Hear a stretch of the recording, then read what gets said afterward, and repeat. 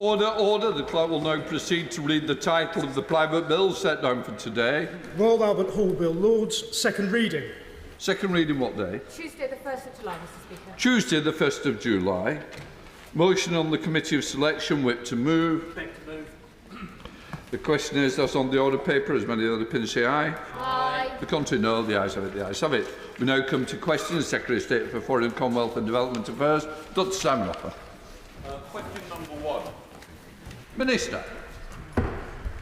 With permission, Mr Speaker, I'll answer questions 1, 6 and 19 together. Israel must immediately allow rapid and unhindered aid into Gaza. The Foreign Secretary raised the humanitarian situation with Israeli Foreign Minister Saar on Sunday. We've recently announced £4 million of further UK humanitarian support for Gazans, and we will continue to urge Israel to lift restrictions on humanitarian aid to allow the UN and other aid organisations to operate safely and independently. Thank you, Minister. This morning I heard from my medical colleague, Dr Rebecca Inglis, of Healthcare Workers Watch, that a GP in Gaza was killed by Israeli soldiers, shot in the head, Mr Speaker. He is just one of 1,200 healthcare workers who have been murdered by Israeli forces. Countless others have been unlawfully detained and tortured. Israel is deliberately destroying the Palestinian healthcare system. Will the Minister please raise this with his Israeli counterpart? Minister. I can confirm to my honourable friend that I have raised these issues with my Israeli counterpart. It is appalling that hundreds of healthcare workers have reportedly been killed since the start of the conflict. We continue to urge the Israeli authorities to ensure that incidents are investigated transparently and that those responsible are held to account and lessons learned. Healthcare workers, premises and facilities must be protected, allowing medical staff to do their work. First. More than 450 Palestinians have been killed in recent weeks when Israeli forces opened fire on those attempting to collect aid from GHF. The people of Gaza not only face daily risks from bombs and bullets, but the ever-present danger of man-made drought and famine. Will the government commit to using all resources at its disposal, including further sanctions and arms embargo, to ensure that aid is delivered to Gaza under the auspices of the UN and other suitably qualified bodies? Minister. The killing of civilians at aid distribution centres in Gaza is horrifying. Israel must fulfil its obligations under international law to ensure unhindered humanitarian assistance.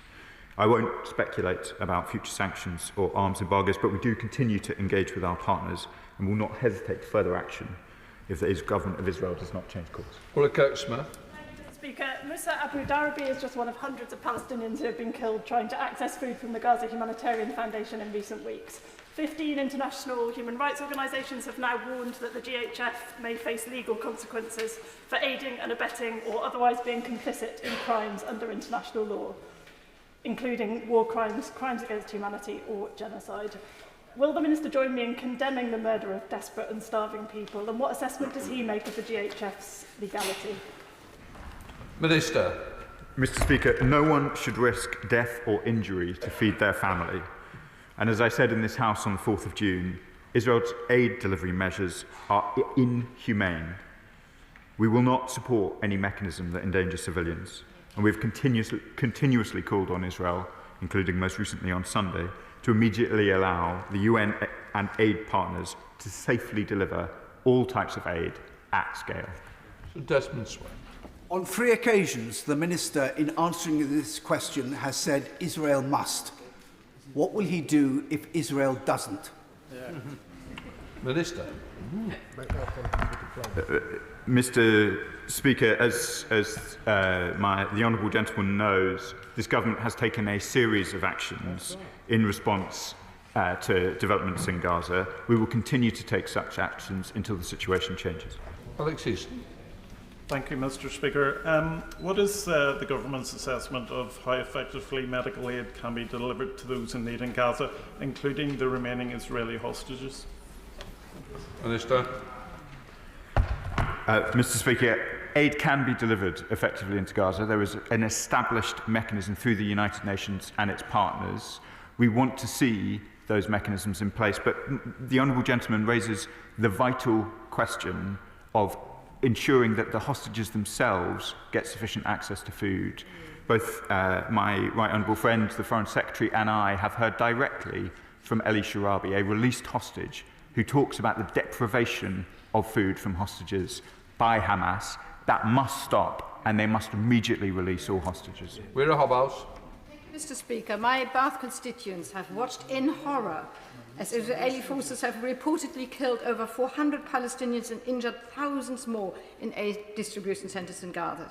Over the weekend, dozens more Palestinians were killed while trying to access humanitarian aid. Why is the government still permitting the transfer of F-35 components to Israel through the international pool, knowing these aircraft may be used in operation causing mass civilian casualties?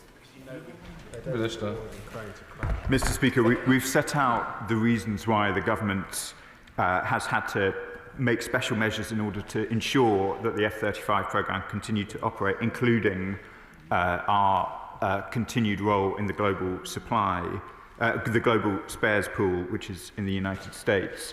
But I agree with the sentiments of the Honourable Lady's constituent. Clearly, the deaths around aid distribution centres are horrifying, and there needs to be a full investigation, action taken. But vitally, aid must get into Gaza at the scale required from enough distribution centres in order to try and avoid the horrifying scenes that so many have seen. Chair of the Select Committee, Dame Emily Thornbury. Thank you very much, Mr. Speaker. We must not forget Gaza, despite the fact that the eyes of the world are now turned to the Iran-Israel war. It's very important that we continue to remember the suffering of the Gazans and we continue to move on it. As a witness to my committee said, there is lethal chaos in Gaza, a witness from MSF. But there is one read across, I think, from the Iran-Israel war, which I think we should learn from, which is the clear closeness between Israel and America and the fact that America can influence Israel. Yes. In our conversations with the Americans, can I ask the Minister to ensure that we continue to say to the Americans not to give up on Gaza and to use their influence to ensure that the Israelis do the right thing? There must be peace and the hostages must come home. Yeah. Minister. Mr. Speaker, this government will not give up on Gaza. I can confirm that my right honourable friend, the Foreign Secretary, has raised Gaza in his engagements with the US. I have not forgotten about Gaza and was speaking to Palestinian counterparts just last night. The situation in Gaza will remain a top priority for this government. Mr. Speaker, Israel dealing with Hamas and Hezbollah is to be welcomed. But what is not to be welcomed is the continuing blockage of medical and humanitarian aid into Gaza. Whilst we continue to talk, children continue to die. And I hope that the Foreign Secretary will make it very, very clear that the continuation of children dying every single day is unacceptable, that he will stand up to the White House and the State Department and the Pentagon. He will stand up to the Knesset and to the current Israeli government of Netanyahu. The current deaths are just going on and on and on. How many more children need to die before something changes? Minister. Mr. Speaker, as I said, the Foreign Secretary has raised these issues both with his American counterparts and indeed his Israeli counterparts, and I have done the same. We remain steely focused on the situation in Gaza, including the tragic scenes about the deprivation of aid and the impact that is having on civilians right across the Strip, including children. We are trying to take every measure we can to try and reduce that suffering, including aid in where it can be brought in, aid into the region where that is the most appropriate way to reach the medically vulnerable, and in a few small cases ensuring that Gazan children can access medical assistance here. Shadow Secretary of State David Patel. Mr. Speaker, the humanitarian situation in Gaza simply cannot continue, and we've spent a lot of time in this House discussing the extent of the humanitarian situation and the fact that food and essential supplies are not getting into support innocent victims. Can I specifically ask the Minister, what discussions has he put to Israel and what proposals has he put for the opening of specific crossing points for aid delivery into Gaza? And can he give his assessment as to why he thinks the Israeli government may not be listening to this country and our government on this particular issue? Minister. Well, Mr. Speaker, the disagreement between the Israeli government is not simply with the British government. It was with a wide range of their partners. As I know, the Right Honourable Lady is aware, we signed a statement with 26 partners about the humanitarian situation. We did a leaders-level statement with France and Canada. There is a wide disagreement with the approach that the Israeli government are taking in relation to aid distribution. The Foreign Secretary discussed these matters, including entry points, with the Foreign Minister of Israel just over the weekend. We would like to see the Israeli government shift position. It is clear, for the reasons that the Right Honourable Lady says, that that shift must come urgently. Callum Miller, Liberal Democrats, first person. Thank you, Mr. Speaker. On Thursday, I received a message from Mohammed, an NHS doctor with family in Gaza. He wrote, "My 16-year-old nephew was missing for 5 days after heading out to retrieve humanitarian aid at a location announced by Israeli forces. We found him dead yesterday, his body mutilated, eaten by stray dogs. He died alone. No one could reach him or others like him in time. He was only a boy who desperately wanted to get food for his starving family." On the 10th of June, the Minister sanctioned 2 ministers who advocated for the blockade of Gaza, noting that this will not remove Hamas nor ensure the hostages are released. But nothing has changed. So what further steps is the government taking today to signal to the government of Israel that the UK will not stand idly by while children in Gaza are starved, denied medicine or killed as they seek food for their families? The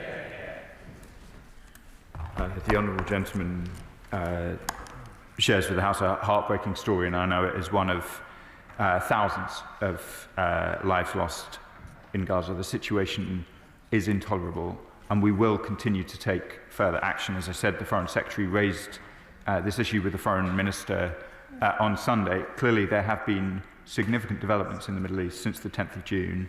This is now the time for Israel to implement a ceasefire, allow aid in, Hamas to release hostages, and for us to try and draw a line over the horrifying suffering of Mohammed and many others like him. Edward Brella. Number 2, please, Mr. Speaker. Well, thank you, Mr. Speaker. This government is strengthening ties with our European allies to deliver mutual benefits for our prosperity and security. And as the Strategic Defence Review laid out, we need a resilient and competitive European defence industrial base to deliver the capabilities we need at speed and scale. With that UK-EU security and defence partnership now agreed, securing UK's swift participation in SAFE is a priority for the government. And of course, these partnerships complement and reinforce NATO's role as the cornerstone of Euro-Atlantic security. Thank you, Mr. Speaker. In an increasingly unstable world, working with our European allies on defence and weapons production is vital for our security and our economy. If investment is needed, it should not stand in the way of the opportunity to support UK defence manufacturers, enable joint R&D and promote Britain's strategic interests on the global stage. My question to the Minister is, what recent discussions has he had with European counterparts about ensuring the UK has access to the Security Action for Europe Fund?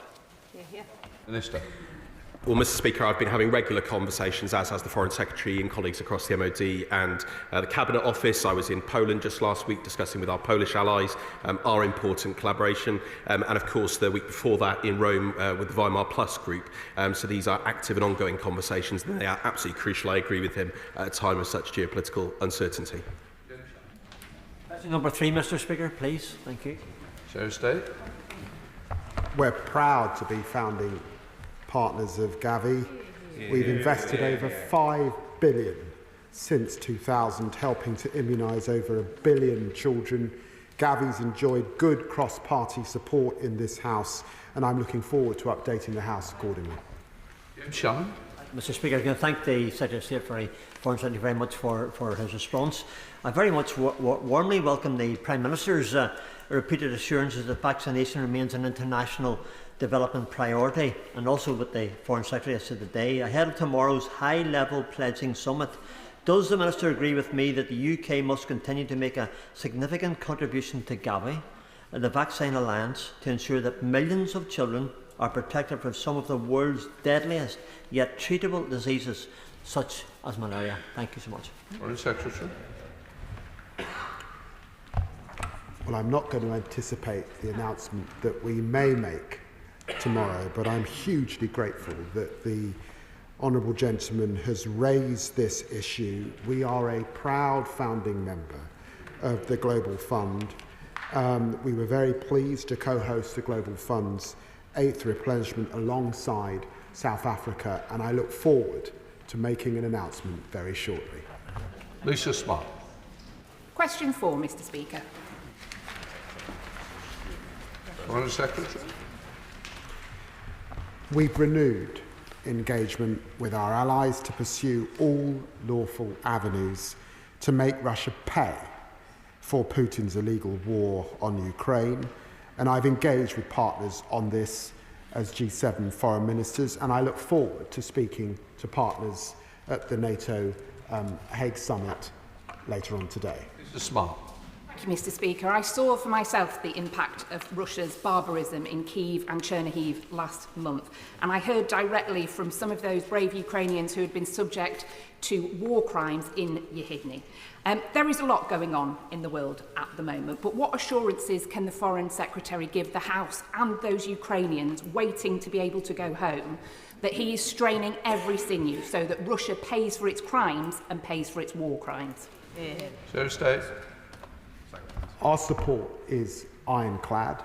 She will have seen our continuing package of sanctions on Russia. She will recognise that this will be central to our discussions at NATO later on today and tomorrow. And can I say to her, whether it's at the G7, whether it's at NATO, whether it's at Weimar Plus, the UK continues to lead on this critical issue, not just for Ukraine, but for European security. Anna Baxter. Thank you, Mr. Speaker. Will the honourable gentleman consider further sanctions on the Russian regime for the forced deportation of Ukrainian children?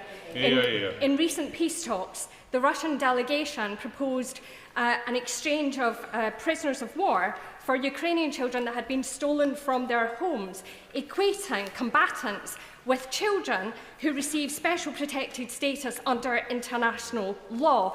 Is this not horrific? And does he share my concern that 53,000 Ukrainian children are expected to attend summer camps in Russia this summer, from which they are unlikely to return to their homes? Foreign Secretary. Well, I'm very grateful to my honourable friend for continuing to prosecute this issue and raise it at every opportunity. It's a heinous crime. We have already sanctioned some of the individuals that lie behind it. I won't comment on future sanctions, but of course we keep this under full consideration, and it will also be a topic of discussion both with the Ukrainian foreign ministers and with NATO ministers later on today. Shall the Foreign Secretary then Patel. Mr. Speaker, Ukraine has bravely fought back Putin's illegal invasion, and that is with our undoubted support. Can the Foreign Secretary just give an update on what action is actually underway to release the billions of pounds of frozen Russian assets? And on the subject of Russian threats and malign influence, he will be alarmed to know that the political opposition leaders in Georgia have been arrested and imprisoned this week. What steps is the government taking in response, and will further sanctions follow and be considered to curtail Putin's absolute abuse of democracy in Europe? Foreign Secretary. What can I say to the right honourable lady that my honourable friend, the Minister for Europe, has condemned what took place in Georgia over the last few days, and I endorse that condemnation. She will recognise that on the issue of Russian assets, we are engaged particularly with European colleagues who are more exposed than we are. And it has been right to allow new governments in Europe to take their place and to consider the issues, because it does require some technical understanding. But we continue to press it, and it will be a topic at NATO later on today. Liberal Democrat spokesperson Commonwealth. Mr. Speaker, over the weekend, while the world's attention was fixated on the escalating conflict in the Middle East, President Putin restated publicly his desire to conquer the whole of Ukraine and his readiness to use nuclear weapons against Kyiv. I welcome the Foreign Secretary's assurance that he is maintaining a focus on Putin's barbaric war against Ukraine. The Secretary of State has previously told the House that Germany and Belgium are the blockers to international agreement on seizing frozen Russian assets. So can he set out how he and the Prime Minister will raise this proposal with his Belgian and German counterparts at the NATO summit? And will he let us know whether he has considered replicating the proposals by the EU to extract billions of euros more from those assets by moving them into higher yielding investments? Secretary. It's important to recognise that within the European Union, they have just come forward with a new sanctions package. And I congratulate them for that 18th package, given that he will recognise that there have been countries like Hungary that have been backmarkers and blockers on this particular issue. He's heard what I've said on Russian assets. It's been important for new governments to be able to consider these things afresh and get up to technical speed.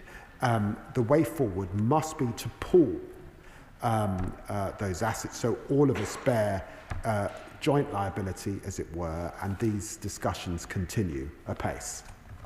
Well, Question number 5, Mr. Speaker. Minister. Thank you very much, Mr. Speaker. We are steadfast in our support for women and girls. The appointment of Baroness Harman as Special Envoy underscores this commitment, and we're focusing much of our effort on the most marginalised women and girls who are disproportionately affected by ongoing conflicts and crises. For example, food assistance to 800,000 displaced people on the Chad-Sudan border, almost 90% of whom are women and children. Well, Mr. Speaker, yesterday we welcomed an ambitious and much-needed industrial strategy which will rely on bold trade deals with countries around the world. Britain has a strong tradition of promoting human rights in its work around the world, so can the Minister tell me how the FCDO is ensuring we uphold our commitment to rights for girls and women as we're developing trade deals with other countries? Minister. We're using our influence to unlock the full potential of women to participate in the economy. This includes working to include gender provisions in newly negotiated free trade agreements, and we're supporting women-led businesses to realise the benefits of trade. The Developing Countries Trading Scheme provides for 0% tariffs, disproportionately supporting smaller, women-led businesses in low-income countries. Thank you, Mr. Speaker. I should like to know what steps the Foreign Office is taking to protect women and girls in this country. There can be no better candidates for deportation than non-UK nationals who have violently raped children here.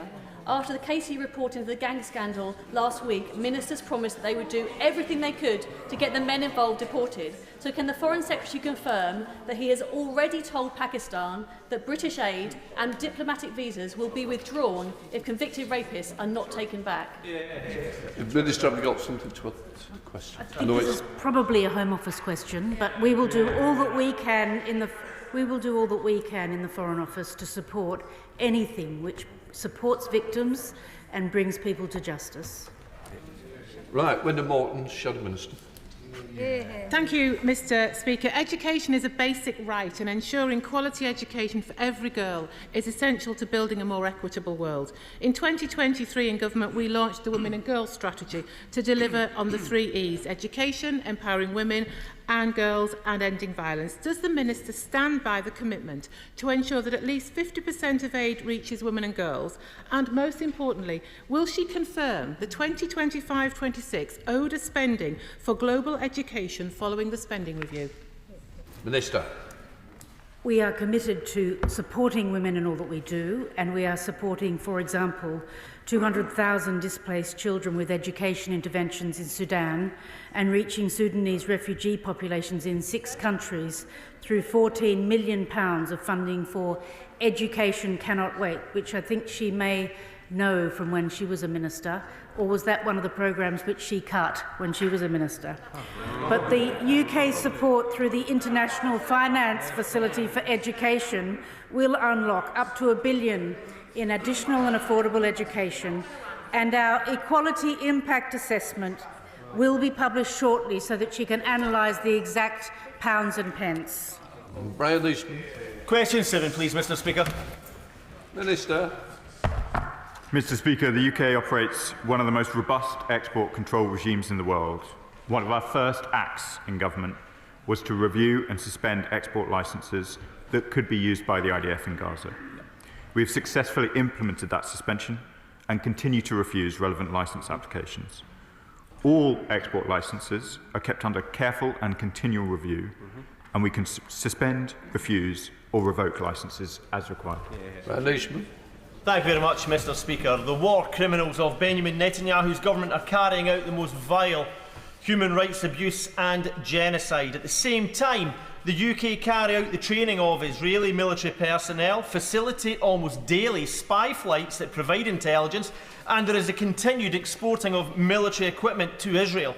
With all of that, Mr. Speaker, I ask the Minister if the Government will support an independent public inquiry into UK involvement in Israeli military operations in Gaza.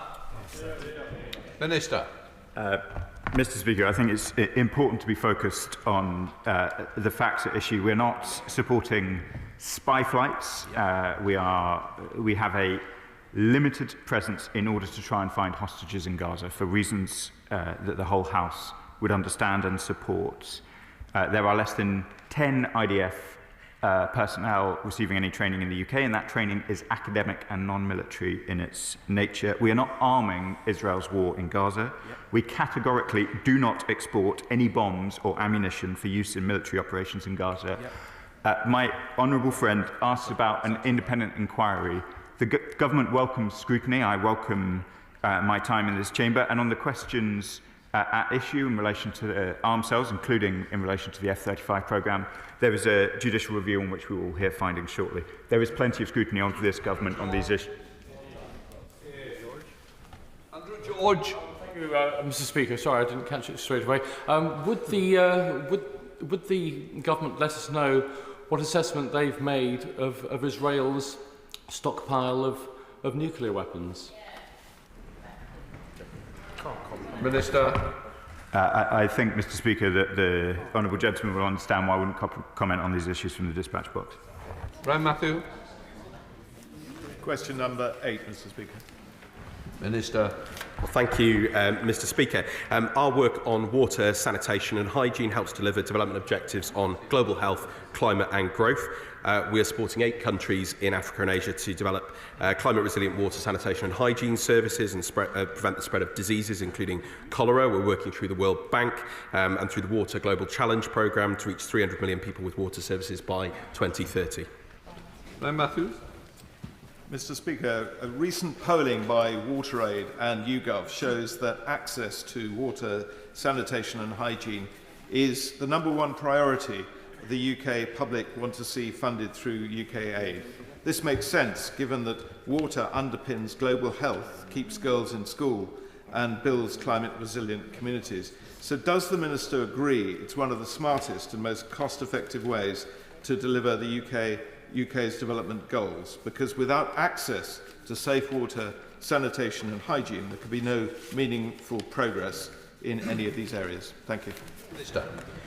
Well, Mr. Speaker, he makes very important points. I've had the pleasure of seeing very many important water and sanitation projects in my previous career, and we are very much focused on maintaining our impact by focusing on partnerships with governments and multilaterals and establishing the conditions that can secure additional domestic funding and private investment in these areas. And he rightly makes that link between water and sanitation and health, and that will, of course, be considered as we approach the allocations of the funding into the future. Sir John Hayes. 9, Mr. Speaker. Yeah. Minister. Mr. Speaker, with your permission, I'll answer questions 9, 10 and 14 together. The Diego Garcia military base deal secures the future of the strategically critical US-UK military base. It will protect our national security for generations and ensure we maintain vital capabilities. It's our most significant contribution to the transatlantic defence and security partnership and has been strengthened since our agreement with the previous Mauritian government, and the deal indeed under discussion by the previous government. The payments will be split between the FCDO and MOD and published in the usual way. And of course the opposition understands the jeopardy facing the base and the necessity of this treaty, which is why they started negotiating in the first place. Sir John Hayes. Thank you, Mr. Speaker. The Foreign Secretary is an old friend of the member for Lincoln, a Lincolnshire neighbour who in all his innocence I regard with a degree of paternal care. And so I asked this question more in sorrow than in anger. And this assumption, rooted in the government statements, is that unless we do a deal with Mauritius, the International Telecommunications Union could decide that Mauritius is sovereign and deny access to both the US and the UK. This is fundamentally untrue. The ITU has no competence in that regard, is ignored by the US already. So I want us to confirm that that argument is entirely bogus. And this is not a deal, this is not diplomacy, this is a disgrace. Minister. Well, I thoroughly reject that statement by the honourable gentleman. He knows I have a lot of respect for him, but I'm afraid he's completely mistaken on this. And the fact is the courts were already making decisions that undermined our position. Legally binding provisional measures could have come within weeks, affecting the operational ability of our base to function as it was. And of course, we believe that an inevitable binding judgment would follow. The deal has been done. This House is now scrutinising it. I've appeared before 2 committees in recent weeks, Mr. Speaker, and of course there'll be further such scrutiny over the weeks ahead. Stuart Anderson. Thank you, Mr. Speaker. Will the Minister confirm, under the current circumstances, if the US want to launch an attack on Iran from Diego Garcia, will the UK government support it? Minister. Well, Mr. Speaker, as the Foreign Secretary has made absolutely clear, there was no UK involvement in the US strikes on Iran. He will understand we don't comment on private conversations with our allies or on hypothetical operations. David Reid. Thank you, Mr. Speaker. I had hoped for a more precise answer to my question. So rather than pressing again for exact figures or a departmental breakdown, let me proceed down a related line of inquiry and ask this. Is there any mechanism, legal or otherwise, that the Mauritian government could use to reopen the Chagos negotiation or to request further financial or material assistance in a way that could result in additional costs for the British taxpayer? Minister. Mr. Speaker, I've set out the costs very, very clearly. They average out at 101 million over the course of the deal. That compares very favourably with, for example, what France pays for its military facility in Djibouti.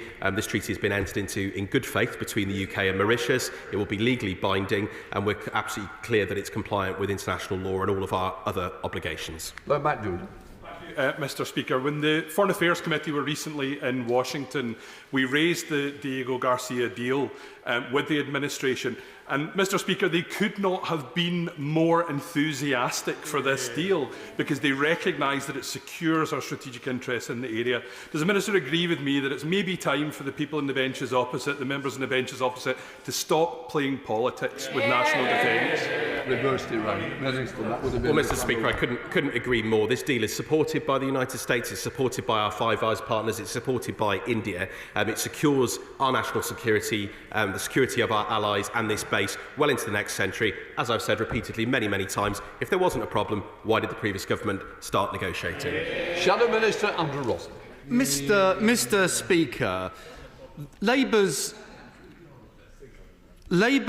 surrender of British sovereignty has been welcomed by China, Russia and Iran, and now we learn that the UK will have to notify Mauritius of any military operations coming from Diego Garcia jeopardising our national security. Far from upholding our international obligations, this treaty is a shameful betrayal of British Chagossians, with no guarantee of access to Mauritian-controlled 40 million of trust fund, while British taxpayers fork out 30 billion to subsidise tax cuts in Mauritius. So, I ask the Minister, why won't the government allow this House a proper debate and a vote before the 21-day CRAG deadline next week? And shouldn't we actually keep the Chagos Islands British and under the protection of the Crown? Wouldn't that be a better policy?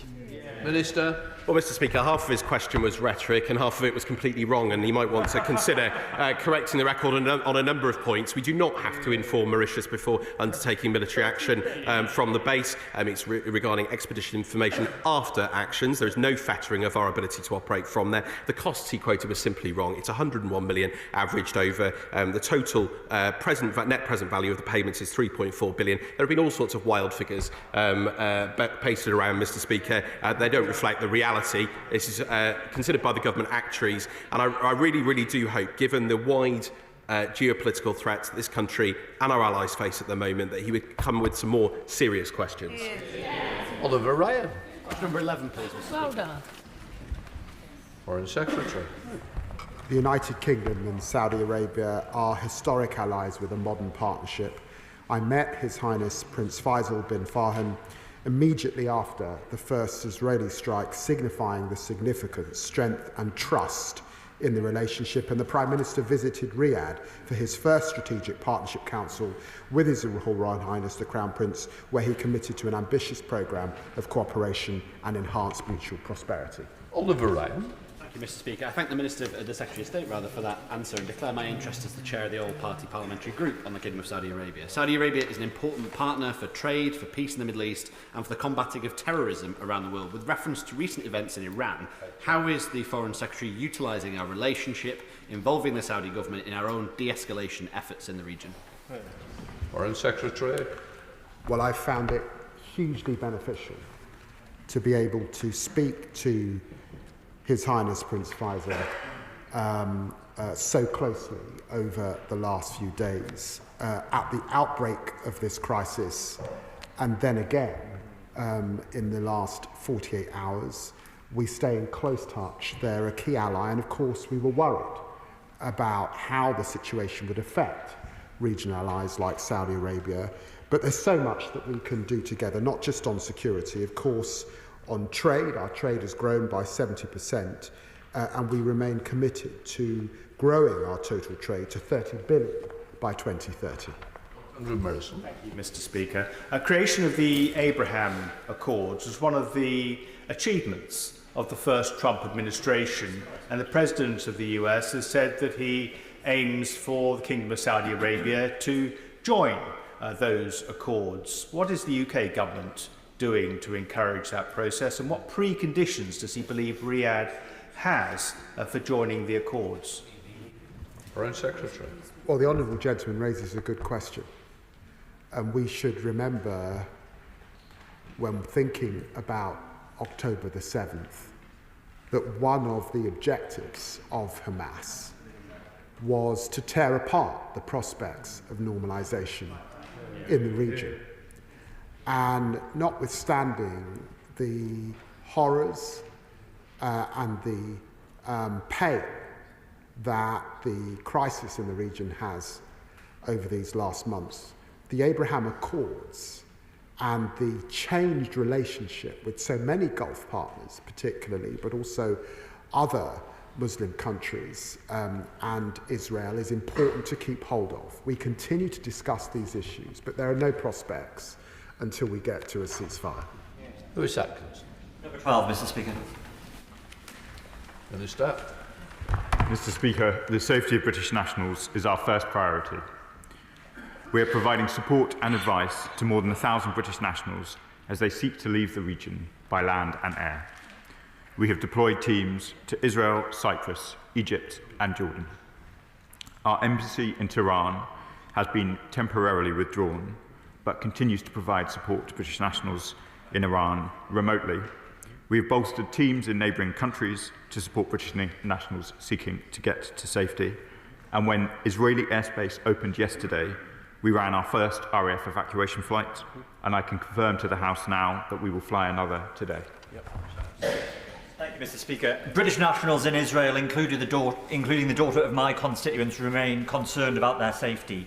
Advice has been for British citizens to make their way to Egypt via the border, but I think there's been some reports that the Israeli government have suggested those journeys would be unsafe. I wonder if the Minister could clarify the advice to British citizens in that situation.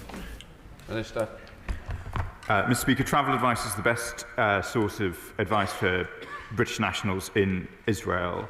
There are options for leaving by land, as my honourable friend's constituent is aware. There are now options for leaving by air as well, but as you will understand, as the whole House will understand, the flow of flights out of Israel still remain limited. British nationals in Israel will want to make their own judgments about whether they will want to wait for a flight or make a land journey, and my officials are available to advise every constituent on the options before them. Thank you, Mr. Speaker. Two of my constituents are currently in Tehran, but they say that fuel shortages, long queues and poor internet access, as well as closed airspace, have made it almost impossible for them to leave Iran. They urgently need clear guidance, they need a way to formally register their presence, and they need consular support, which they're struggling to access. So will the Minister urgently meet with me to ensure that my constituents get the assistance they need from the government to come back home safely to Eastbourne? Minister. I'm, of course, very happy to meet with the honourable gentleman. The whole House knows we have advised against all travel to Iran for some time and been clear that our ability to provide consular assistance is very limited in Iran for those reasons, particularly with the temporary withdrawal of our embassy. For those in Iran, we would encourage them to be in touch with the Foreign Office. We will provide what advice and support we can, and I'm, of course, happy to meet with the honourable gentleman. John Mill. Question 13, Mr Speaker. Who wants it? Minister, welcome back. Forgive me, Mr Speaker. We are committed to recognising a Palestinian state at a time that has the most impact and is most conducive to long-term prospects for peace. UK bilateral recognition is the single most important action we can take towards Palestinian statehood, and that is why it is important to get the timing right, so it creates genuine momentum and is not simply a symbolic gesture. Thank you, Mr Speaker. What's happening in Gaza is hard enough to watch, but if we're to prevent the West Bank going the same way in a few years' time, we must act today. Would the Minister agree that recognising the principle of a Palestinian state without making any judgment for the moment on its borders is the strongest and most effective way to reaffirm the UK's long-standing commitment to a two-state solution while there is still territory left to form it with? Minister. The honourable gentleman makes important points about the situation in the West Bank, points that we've discussed in this chamber before. We have condemned the expansion of violence and the expansion of illegal settlements in the West Bank. There are a range of issues with which we profoundly disagree with the Israeli government in relation to their approach to West Bank issues, and we will continue to raise these issues with force. And I refer him to my previous answer about recognition. Debbie Abrahams. Honourable friend, update me in terms of the conference that was due to be held at the weekend following the bombing of Iran by Israel, where this was the potential for recognition was being discussed. Minister. I think my right honourable friend refers to the two-state solution conference due to take place in New York last week. It has been suspended given events in the region for understandable reasons by its French and Saudi co-hosts. We expect that it will be rearranged, and I've been in conversation with my Saudi colleagues about when that might be. Stella Creasy. Question number 15, Mr Speaker. Foreign Secretary. I'm committed to securing Abdel Fattah's release. I was committed to this before coming to power, and I remain committed now. The government is engaging intensively on this case. I raise Allah's imprisonment every time I'm in contact with my Egyptian counterpart, and the Prime Minister has raised it on several conversations with President Sisi. Stella Cruz. Thank you, Mr Speaker. I think everybody in this chamber, including the Foreign Secretary, is desperately worried about the health of Layla Suif, who has felt that she's had no choice but to be on hunger strike since her son Alaa should have been released last September and is in and out of hospital, desperately ill, dying in slow motion, as her daughter says. I welcome very much the work that the Foreign Secretary and the Prime Minister have done on this case and the previous commitments that they've made. As he knows, the Egyptians have remained steadfast in their objections, so can he now confirm that he's considering all options to secure Alaa's release, including changing the Foreign Office travel advice for Egypt to highlight the risk of arbitrary detention so that no other family is put through this kind of anguish? Foreign Secretary. Well, can I say to my honourable friend that this case and Layla's condition has concerned me greatly. It's been a top priority every week that I've been in office, at every single level. Prime Minister, Foreign Secretary, Minister, National Security Advisor, we are engaged with the Egyptians. I believe our strategy is working, but clearly, given Layla's health, we must see progress at pace with the Egyptian government. Brendan O'Hara. Mr Speaker, I recall before he became Foreign Secretary When he asked the previous government what diplomatic price has Egypt paid for the arbitrary detention of Allah before demanding that serious diplomatic consequences should be put on Egypt should they not release him. Allah's mother is 278 days into her hunger strike and is critically ill. So can I ask him that since he became Foreign Secretary, what diplomatic price has Egypt paid, and what have been those serious diplomatic consequences he can point to that Egypt have been forced to pay since July of last year? Foreign Secretary. Well, can I reassure him that I remain in close touch with Layla and the family? Can I reassure him that this is a #1 priority for me, and I expect to see him released? And can I also just gently remind him that he has stood up time after time, raised his concerns in Gaza, and he will understand if he wants the UK government to have the effect in Gaza, we must have relations with the Egyptians. Jeremy Corbyn. Mr. Speaker. Minister. Mr. Speaker, we are clear that Israel must immediately allow rapid and unhindered aid into Gaza, including desperately needed medical supplies. The UK continues to support the delivery of medical assistance through trusted partners, including UK Med, who've completed over 500,000 patient consultations in Gaza since January 2024, and we will continue to assess how we can best support those in need. Jeremy Corbyn. Thank you, Mr. Speaker. The Foreign Secretary will understand that I wrote to him on the 18th of June asking him if he would meet Dr. Mohammed Mustafa, who has assembled a children's hospital in prefabricated form in Jordan. It is ready to go into Gaza.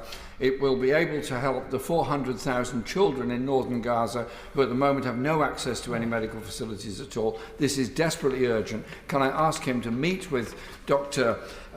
Mustafa in order to familiarise himself with the opportunity here of doing something practical and good to help desperate children in northern Gaza? Minister. Mr. Speaker, I thank the Right Honourable Gentleman for his continued engagement on these questions.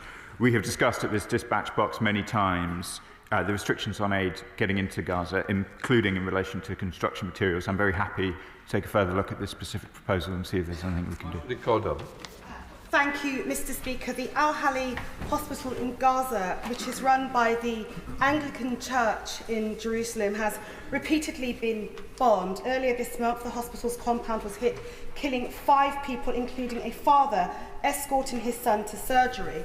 The Minister has spoken much about the need for aid to get in, but I'd like him to just set out what concrete actions he is going to take now, because saying Israel must do something doesn't mean they're going to act. So I want to know what action is he going to take to ensure that the attacks on our hospitals, medics and patients ends. Well said. Mr. Speaker, I want nothing more than the attacks on hospitals, on medical personnel, on aid workers to end. My honourable friend is absolutely right to say that I have said many times from this dispatch box that I want that to be the case, and yet these strikes have continued. We continue to raise these issues with the Israeli government. We have taken a series of actions, many of which we've discussed already over the course of this morning, and we will continue to take actions until things change. Until things change, this government will not be satisfied. Come to Topicals, Daniel Francis. Mr. Speaker, Britain is at the heart of diplomatic efforts to de-escalate the situation in the Middle East. We are clear that Iran must never have a nuclear weapon, while at the UK, EU, G7 and NATO summits, and in my engagements for the High North to North Africa, the government has been delivering security and growth for the British people, deepening Britain's partnerships and alliances, and addressing the ongoing horrendous conflicts in Gaza and Ukraine. Francis. Speaker, I know this House, along with my constituents across Bexley and Crayford, welcome the sanctions taken against 2 Israeli officials earlier this month. So can I therefore ask my honourable friend what discussions the UK government is holding with our international partners regarding further actions that could be taken in relation to the incitement of violence against Palestinian citizens? Well, I'm very grateful to my honourable friend for the question. he will have seen that on taking those sanctions against Ben Gvir and Smodrick, we worked with Australia, Canada, New Zealand and Norway to do that. I can't speculate on future sanctions, but I can assure him that we are coordinating with our allies, and he will know that on the issue of humanitarian aid, for example, 26 countries joined us. Shadow Foreign Secretary Dame Priti Patel. Mr. Speaker, given the clear threat Iran poses to the United Kingdom, our allies and to the Middle East, does the Foreign Secretary support the actions undertaken by the United States to degrade Iran's nuclear weapons? And he will also have heard that President Trump has said that Iran's nuclear capabilities are gone. Does he welcome this? Foreign Secretary. It was important to be alongside Secretary of State Rubio last week in DC. We continue to work closely with President Trump, and the Prime Minister spoke to him just 2 days ago. And of course, the initial assessments of those attacks in Iran are coming in, and we will assess that in due course. Dame Priti Patel. Mr. Speaker, given the situation that has emerged in the Middle East and the fact that the de-escalation has not taken place in recent hours, can the Foreign Secretary outline what is now effectively going to be quite an urgent situation in terms of measures that he's overseeing to bring back 4,000 British nationals now stranded in Israel? He will have received, as I have, large volumes of correspondence overnight from concerned families. What immediate steps are going to be taken? I understand that another plane has been put in place, but we're now speaking about 4,000 British nationals who are clearly stuck in Israel. Foreign Secretary. Well, I was very pleased to see that that flight came in from Birmingham. We will do all we can to work with the Israeli government to open airspace and to continue flights. We have a ceasefire. I have seen, of course, that ceasefire has been violated, and I urge all partners to keep to that ceasefire so airspace can open up and commercial flights can resume. Christian Smith. Mr. Speaker, many of my constituents have raised concerns about the use of RAF Akrotiri to support Israel military activity in Gaza. Given the rapidly developing situation with Iran, can ministers assure this House that British arms and military bases will not be likewise implicated in any further escalations of that conflict? Foreign Secretary. I can't comment on hypotheticals. But I can assure him that we will do all we can to protect our assets and our troops in the region and always to stay within international law. Vicky Slade. Thank you, Mr. Speaker.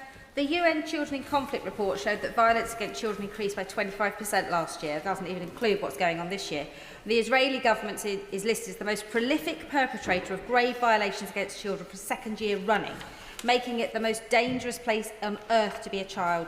What specific steps is the Foreign Secretary taking to protect children in conflict in Gaza and elsewhere like Somalia and Haiti? Minister.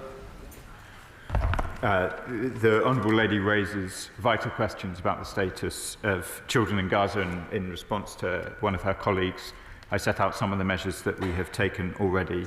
Clearly, children in Gaza, like all civilians in Gaza, are under the most enormous pressure at the moment, and aid getting in is a vital next step.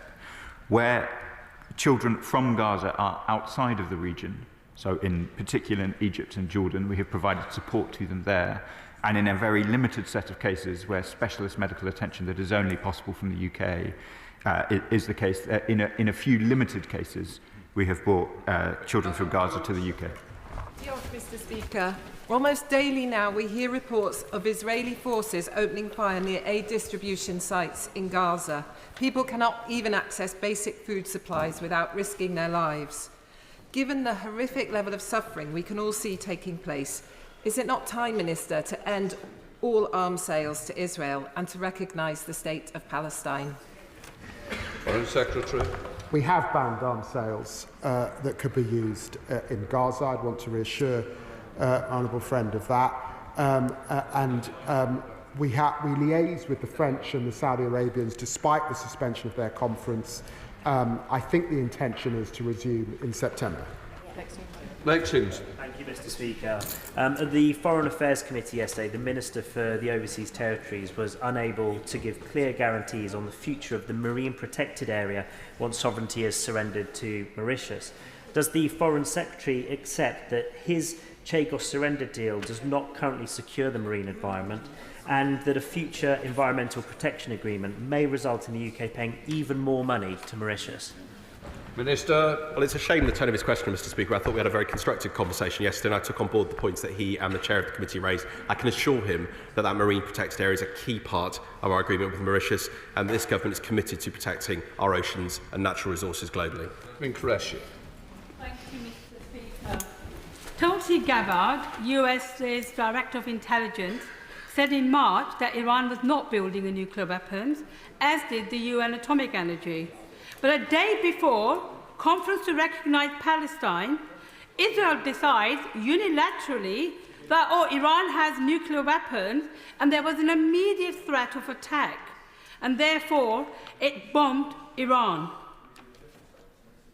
The illegal bombing by Israel was a distraction from the shooting and killing of starving Palestinians and to prevent the recognition of State of Palestine. So can I ask the Minister? Show him punch. Quick. Thank you.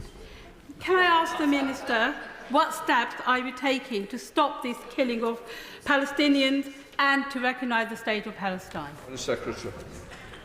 Well, can I say to my honourable friend that it is important to recognise that in our own country, at Sizewell, at Urenco, uranium is enriched between 3 to 5%.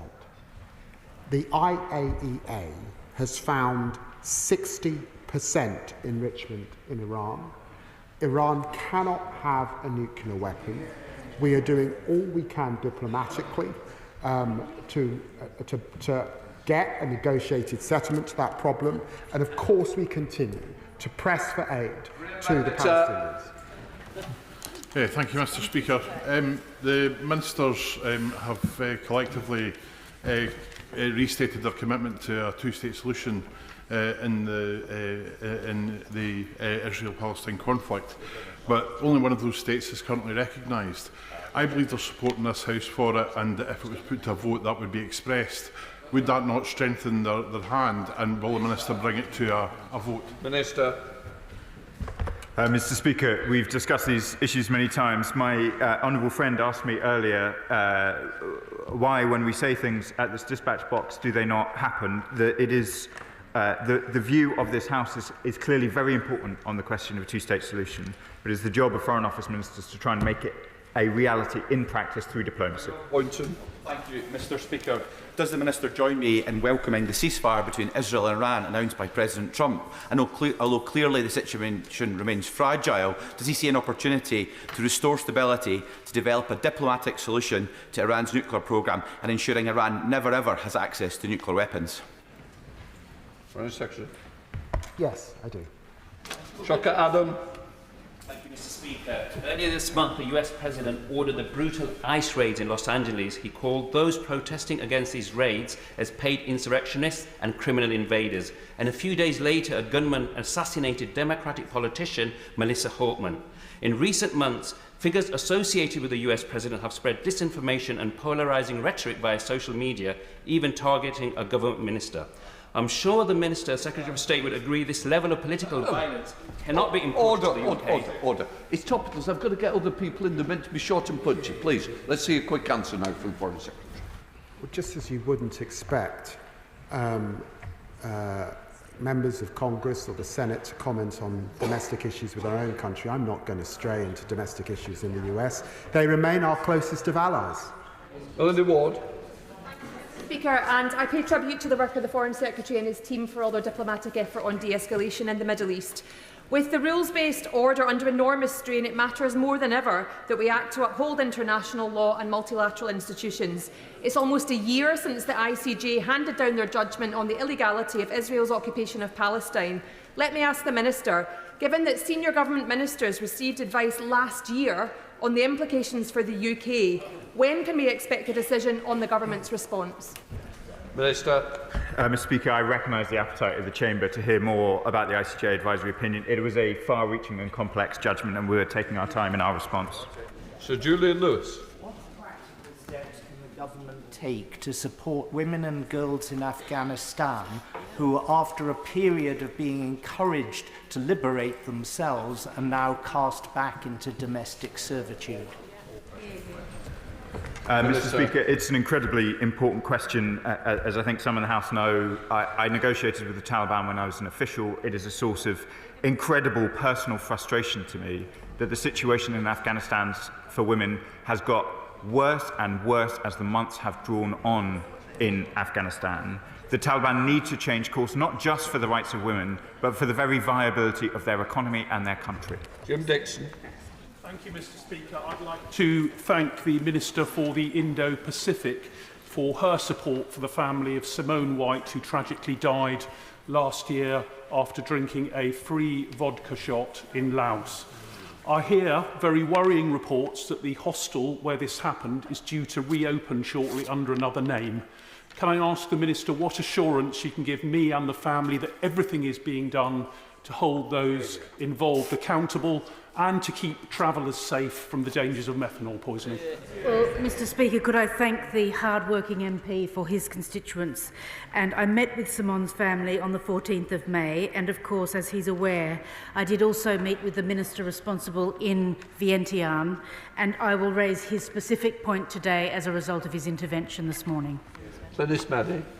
Holyhead Towing in my constituency have vessels in the Middle East, specifically in Saudi Arabia, Qatar and the UAE.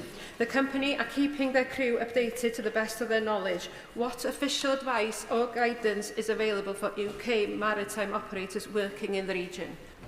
Minister. Mr Speaker, as I said before, travel advice is the surest and most regularly updated advice for British nationals in the region. We did change travel advice yesterday in relation to Qatar, as my right honourable friend, the Foreign Secretary, announced in the House. We hope, as the Foreign Secretary has said already this morning, that there will now be greater stability in the region, that the ceasefire holds, and that British nationals in the region are not so concerned, but travel advice is the best place to do it. Then Chiamwa. Thank you, Mr Speaker. The All-Party Parliamentary Group for Africa, which I chair, recently published its report on Africa's just energy transition to accessible and renewable and clean energy. What assessments has the Minister made of its report's 9 recommendations? For example, reforming carbon markets to work in Africa's interest, and also ensuring international development funding is blended with private sector funding to invest in that transition. Secretary. Well, can I begin by congratulating my honourable friend for her elevation recently. Can I thank her for her work on the APPG, and can I assure her that we will review her report as part of our new Africa approach? Sir James Cleverly.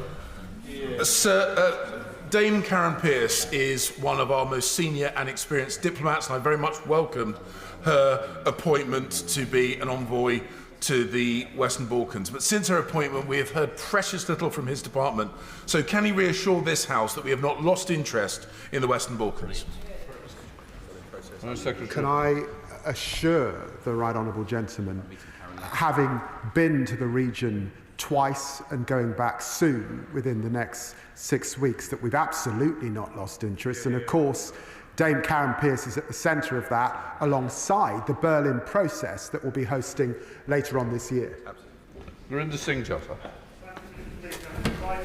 Recent successful UK-India trade deal, FCDO coordination with India on crisis diplomacy has never been more important, particularly following the recent terrorist attack, the Air India plane crash and human rights concern, including the case of Jagtar Singh Joe.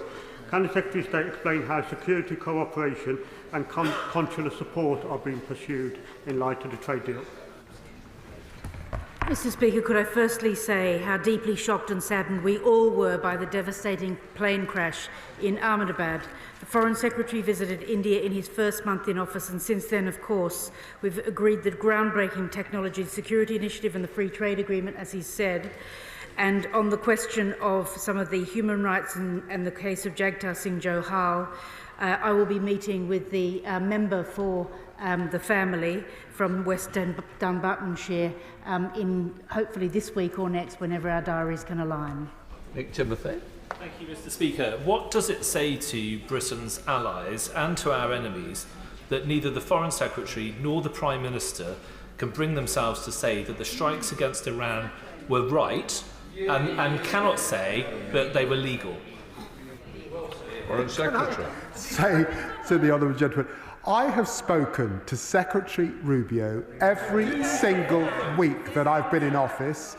The Prime Minister and the President of the United States have the best of relationships. That's a signal of how well our special relationship is working. Thank you, Mr. Speaker. The Iranian regime hangs gay people from cranes. It funds and arms terror groups and arms Vladimir Putin. A regime like this must never have nuclear weapons. What will the Minister do to prevent them from ever achieving their goals? Foreign Secretary. Well, I'm very grateful to the honourable gentleman for reminding us of the horrendous human rights record of this regime, a regime that's globally the worst sponsor of state terrorism in the world. Gregory Campbell. Can the Foreign Secretary declare from the dispatch box that an Iran with no nuclear weapons is a more likely prospect now as a result of the actions of the Israeli forces and the American forces in the course of the past 10 days? So state. Well, I recognise the point that the honourable gentleman is making, but let me just be clear to him. Once you have acquired the ability to enrich uranium to 60%, the science doesn't go and that knowledge is there. So ultimately, this will require a diplomatic solution. That's what President Trump is pushing for, and that is what the UK government want to see as well. And this Slaughter. Speaker, when the postponed French-Saudi conference on a two-state solution takes place, perhaps as early as next month, does the Minister think this provides the significant opportunity he seeks to recognise Palestine as a state and to do so alongside UK allies? Minister. Mr. Speaker, we're talking to the French and the Saudis about their plans. Clearly, events in the Middle East are moving quickly, but I recognise the force of what Richard Holden. Thank you very much indeed, Mr. Speaker. As a cover for forced marriage, has the government raised the incredibly high rates of first cousin marriage with the Pakistani government, especially when so many of those marriages are between UK nationals and Pakistani nationals? I was in Pakistan recently, as the honourable gentleman probably knows, and we discussed a range of human rights issues. Richard Bogan. Mr. Speaker, the Foreign Secretary will be aware that Colombia and South Africa, as co-chairs of the Hague Group, have called an emergency ministerial conference in defence of international law and the rights of the Palestinian people in July in Bogotá. Countries across the world are confirming their attendance. Will the government be sending a representative to the ministerial conference in Colombia and joining nations of the world standing up for international law? Foreign Secretary. The honourable gentleman will recognise that we, alongside our partners right across the global community, continue to raise serious issues about the plight of Palestinians in Gaza, and of course I will look in detail at the conference to which he refers. Final question, Mark Pritchard. Guavamia, Japaradze, Kazaradze, Japaridze and Vashadze, all 6 opposition leaders arrested over the last 2 weeks in Georgia. What is the British government going to do about it, and what is the message to the Georgian people from the British government who are suffering this huge democratic backsliding? Well, Mr. Speaker, the Georgian people have made clear their Euro-Atlantic aspirations. We absolutely condemn not only these arrests of opposition politicians, but also the closing down of civil society space. I have communicated my concerns directly to Georgian Dream in recent weeks. We'll be doing so again. Right, we'll let the front benches clear.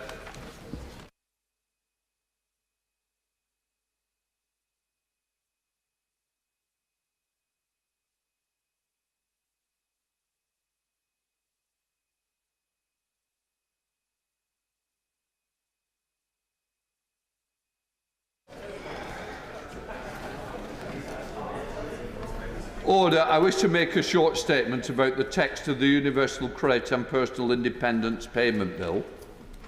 After the bill was published last Wednesday, a small error was spotted in the text as published, concerning a cross-reference between subsections in Clause 5. I am satisfied that the error is sufficiently minor to authorise a new corrected print of the bill, which will be available in the Vote Office and online after this statement. The substantive proceedings on the bill are not affected in any way by this change, and no matters of the order arise. We now come to the statement. Pat McFadden. Thank you, Mr. Speaker. Mr. Speaker, today the Prime Minister attends the opening day of the NATO summit, and that summit is expected to agree a new commitment to grow spending on national security to 5% of GDP by 2035, to be made up by a projected split of 3.5% on core defence spending and 1.5% on broader resilience and security spending. This will mark a new resolve among NATO members to make our country stronger, and, as we've always done before, the United Kingdom will play our part. NATO's member countries meet at a time when the security situation is more in flux than at any time in a generation, a time when Ukraine is in its 4th year of resisting Russia's invasion, a time when we in Europe are being asked to do more to secure our own defences, a time when security can no longer be thought of just as the traditional realms of air, sea and land, but also of technology, of cyber, of the strength of our democratic society. And as we've seen in recent days, it has been a time of renewed military action in the Middle East, with Israel and the United States acting to try to stop Iran developing a nuclear bomb. Now, news of a ceasefire is welcome, but as we've seen even in recent hours, the situation remains fragile, and the focus must now be on a credible plan to stop Iran developing nuclear weapons. Mr. Speaker, it is to the great pride of my party that NATO was founded in the aftermath of the Second World War with the strong support of the post-war Labour government. Ernest Bevin, the Labour Foreign Secretary of the time, said we must face the facts as they are.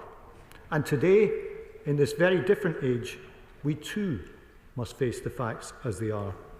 The generation that founded NATO saw it as a powerful expression of collective security and solidarity, alliances abroad matched by capacity at home.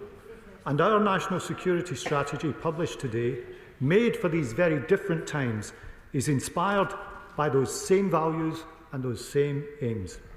Every member of this House understands that the first duty of any government is to keep the country safe.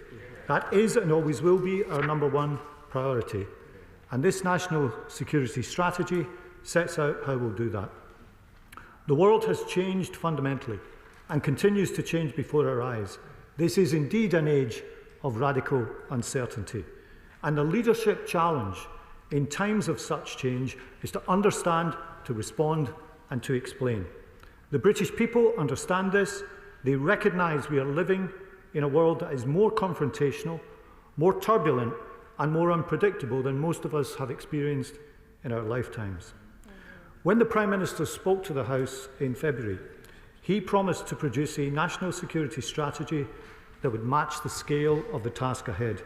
And the strategy we published today does that, with a plan that is both clear-eyed and hard-edged about the challenges that we face. It sets out a long-term vision for how we will do 3 crucial things. First, protect security at home. And we will do that by defending our territory, controlling our borders, and making the UK a harder target for our enemies, one that is stronger and more resilient to future threats.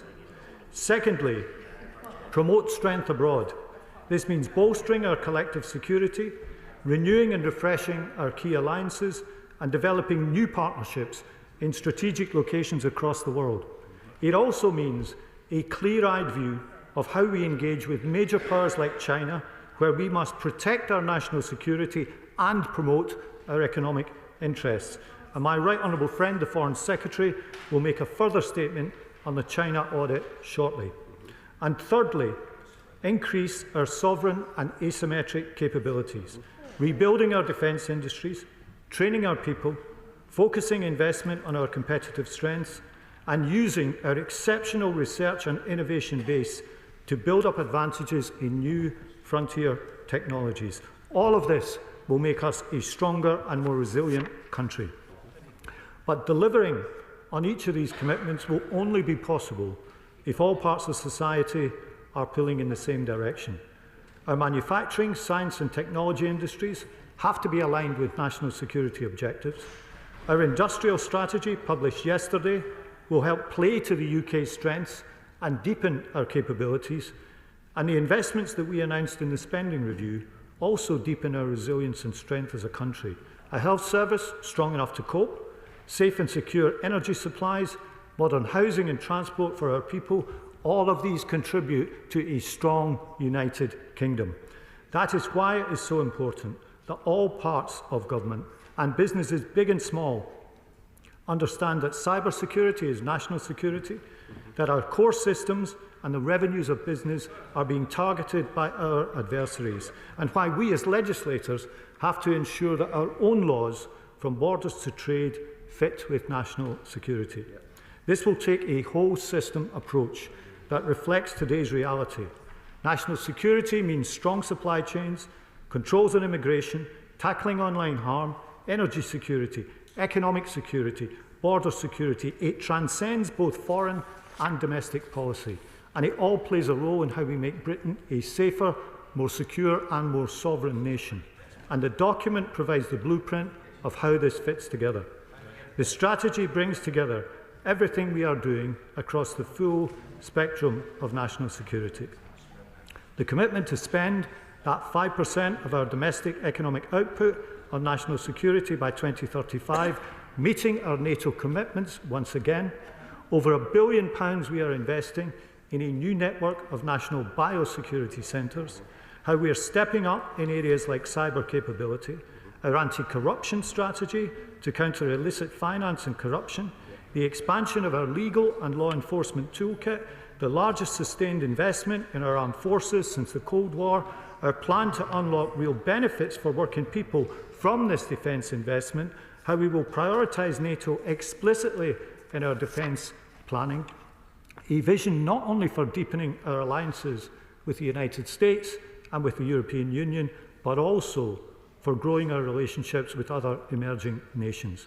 The money we are investing into our brilliant research and development base over the coming years, such as the £750 million to be invested in the supercomputer at Edinburgh University, our ambition to gain a competitive advantage in cutting-edge technologies and to embed national security in our agenda for artificial intelligence. We don't underestimate the size of this task. The world is a more dangerous place than at any time since the end of the Cold War. Yet it is also a place where Britain's values, capabilities and alliances can make a positive difference. Since we came to power, we have taken step after step to prepare Britain for what lies ahead. Record investment in defence, backing our allies, resisting the false choices put before us, which would only have weakened and diminished our country. Today's strategy represents an important contribution to all that work. It recognises that our long-term growth, prosperity and living standards all depend on national security becoming a way of life for people and businesses in the UK. This is a plan for how we protect the British people. It's a plan for today's times, but rooted in long-held values. A plan to defend our national interests, deepen our international alliances, and increase our sovereign capabilities. And, Mr. Speaker, I commend it to the House. Dame Priti Patel. Mr. Speaker, and I'm grateful to the Chancellor of the Duchy of Lancaster for advance sight of the statement and also the strategy. Protecting our country from internal and external threats to keep the British people and our interests safe is the #1 priority for any government. And as a former Home Secretary, I have seen at first hand the incredible efforts that our security and intelligence services do to keep us safe. So much of their work will never be disclosed. But I know that the whole House will join me in thanking them for all they do, alongside our police, counter-terrorism operations, armed forces and all those who work so hard to keep Britain safe. Mr Speaker, His Majesty's opposition will always work constructively with the government in the national interest, especially in the current global climate where threats are increasingly complex and multifaceted. Iran, China, Russia, North Korea, non-state terrorist actors and transnational criminals all pose a significant threat to us all. That's why we will welcome the actions that build on the measures that we put in place in government, including our National Security Act in 2023, which gives us increased oversight on adversarial action and introduced the Foreign Influence Registration Scheme. Mr Deputy Speaker, the statement and strategy refers to 3 pillars on security at home, strength abroad and increasing sovereign and asymmetric capabilities. Taking each in turn, on security at home, protecting critical national infrastructure must be a key component to any national security strategy.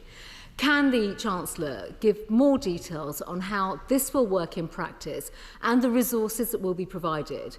Can he also say what further steps are being taken to protect people on British soil from transnational repression? With China placing bounties on the heads of people in our own country, and both the NSS and the SDR highlighting the threats posed by China, will he inform, and can he confirm, if China will be placed on the enhanced tier of FIRS? And will the government drop its support for the China Super Embassy Spy Hub?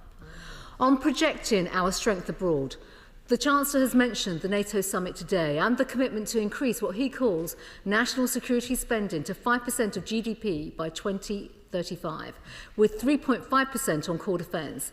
But he doesn't have a plan to get to 3%, let alone the 3.5%. It is all smoke and mirrors. So when will he actually deliver a plan to get to 3%? And why won't he heed our calls to hit 3% by the end of this Parliament, which would be vital and a vital stepping stone on the way to that higher defence spending that he is seeking?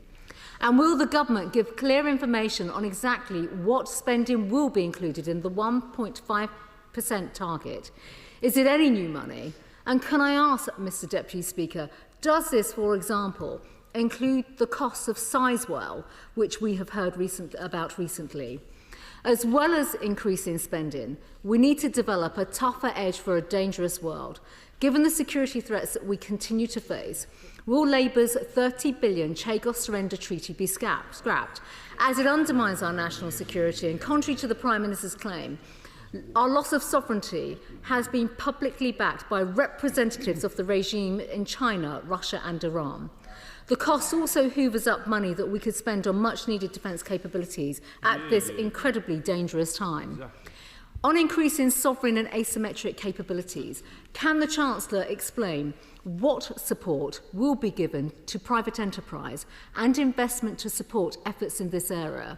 I would also note here that the government's words in this strategy do not quite align with the broader action that the government has been taking. For example, the decision to allow the Chinese firm Mingyang to provide wind turbines for large wind farm projects in the UK. Does the Chancellor acknowledge the need to protect our energy infrastructure from such potential malign activity?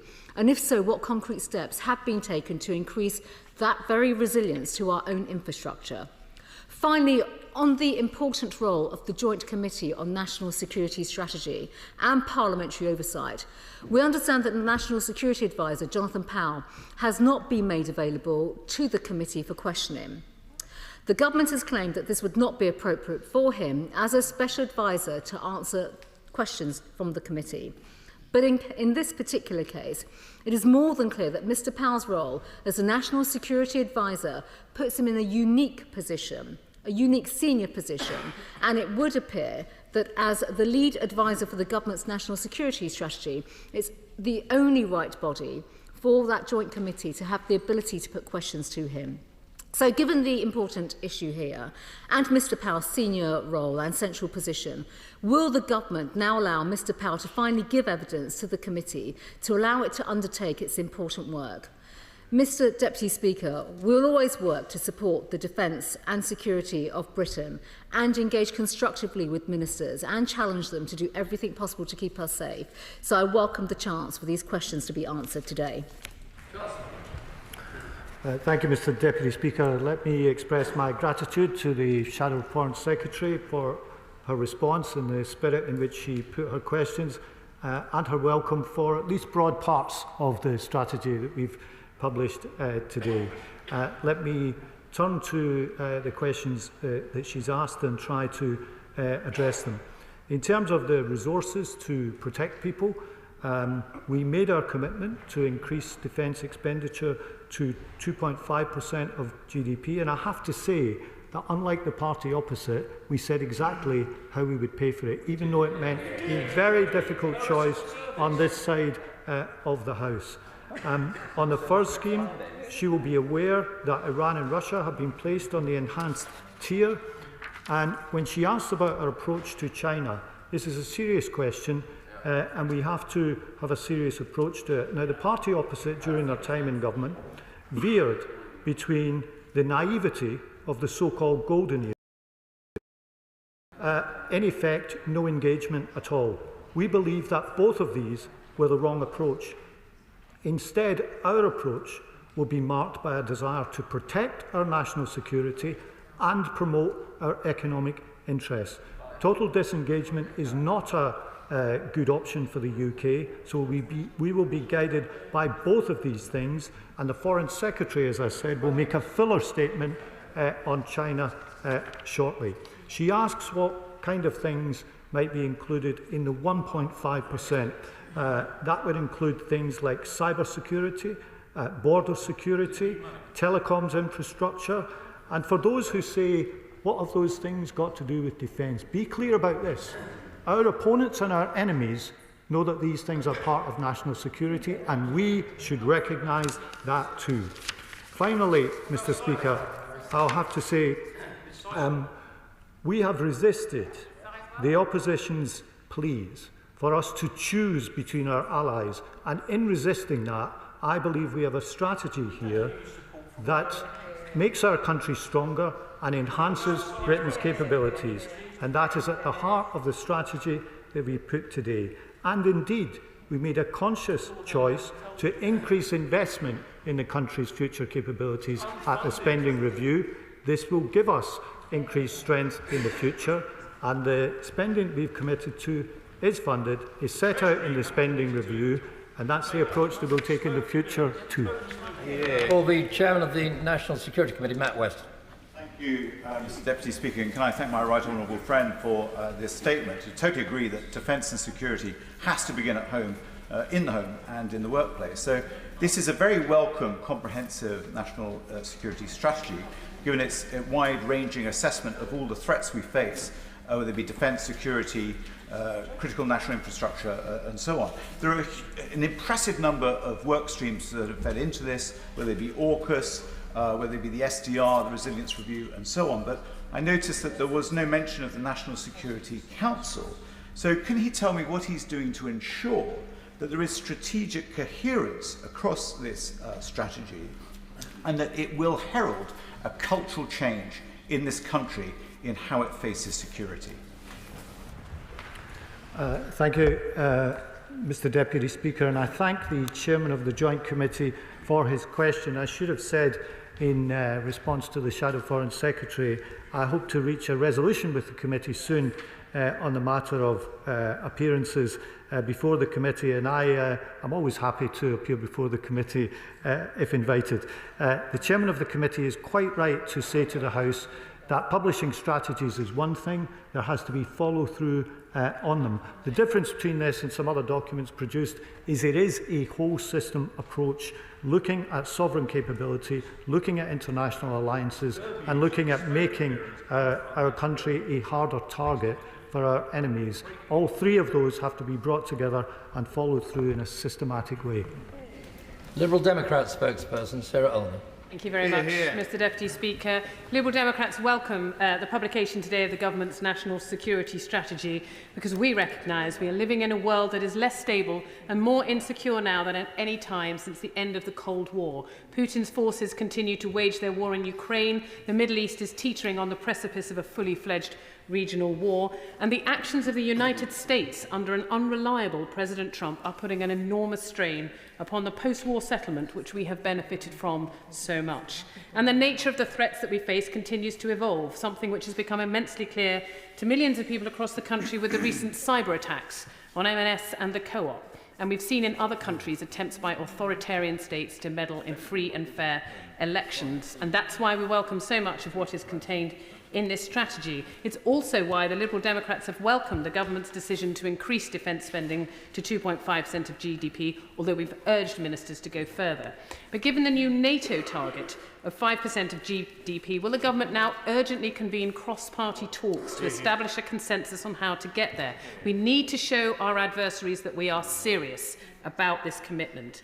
And the strategy also has a welcome focus on resilience, something especially important given not just the scale of the threat that we face, but its varied nature. So will the Minister look at steps taken by our allies, such as Estonia, to inform their populations about how to deal with these threats should they arise?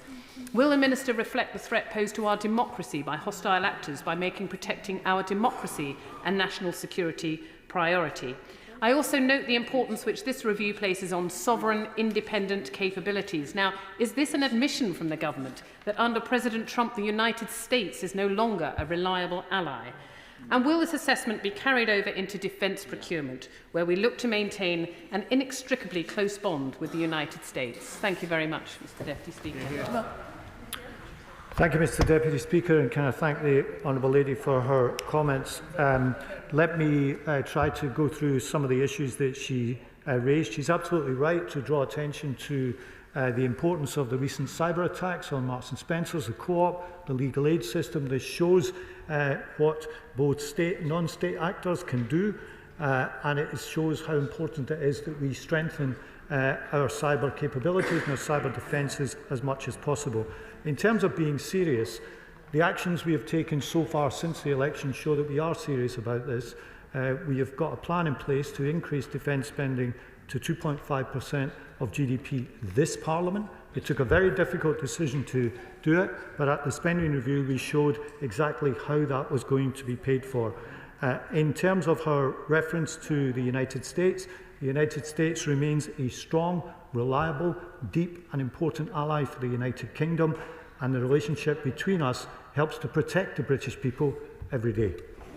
Dame Emily Thornbury. Thank you very much, Mr Deputy Speaker.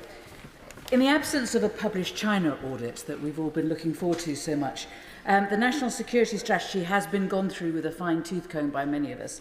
In relation to China, it says this: instances of China's espionage, interference in our democracy and undermining of our economic security have increased over recent years. I wondered whether we would be able to get some guidance as to how we were going to therefore address that, because that's not entirely clear. And in particular, advice that's being given to the nations and regions when they are dealing with our third biggest trading partner, with whom we need to promote, but we also need to protect ourselves. Can I thank the Chair of the Select Committee for her question? And it is very good. If people want to look at page 39 of the document, they will see many references to China, and I referred to the statement the Foreign Secretary is going to make. In terms of our advice to people, as I said, it is guided by the protection of our security interests and the promotion of our economic interests, and she refers specifically to the devolved governments and the nations and regions. And we did arrange a recent security briefing for the First Ministers at the time of the recent meeting of the Council of Nations and Regions, because we agree that it is important to bring them into our thinking and help them play their role in protecting our national security interests too. Sir Jeremy Wright. Thank you very much, Mr Deputy Speaker. The Right Honourable Gentleman's long experience will tell him that sometimes in government, the grander the language, the less significant the actual announcement. But if on this occasion, and I'm perfectly prepared to accept that this is so, the government is making a serious effort to redraw the boundaries of what is national security policy and what is not, Does he agree that we need matching parliamentary scrutiny of that area of policy? And as he knows, the Intelligence and Security Committee is the only committee with the necessary clearances to look at classified material. Does he think this is a good moment to look again at the Memorandum of Understanding between the committee and the government about what the committee covers?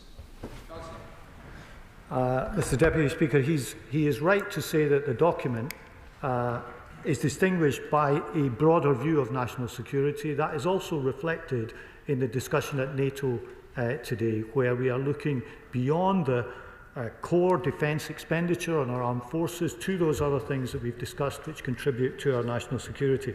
In terms of the Intelligence and Security Committee, can I thank the committee for its work in all its iterations over the years. I have a good dialogue with the committee, and I look forward to that continuing and for the committee to play the very important role that it does. Blair McDougall. Not here.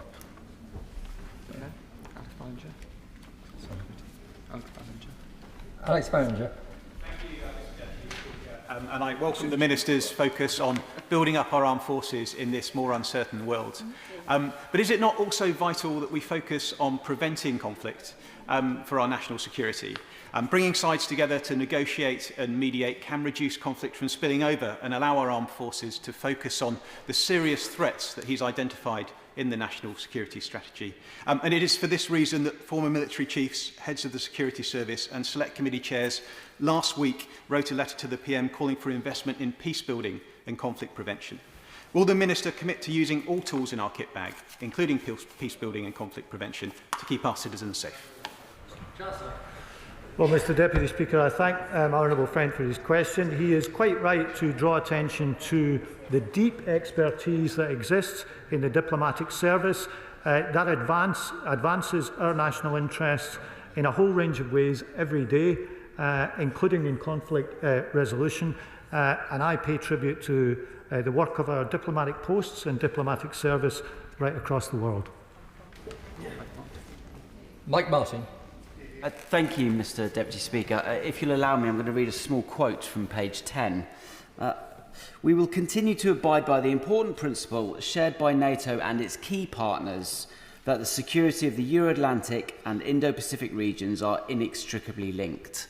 Mr Deputy Speaker, that's not how the US views it. The current Trump administration sees them as quite separate and would prefer if the United Kingdom focused its efforts on the Euro-Atlantic.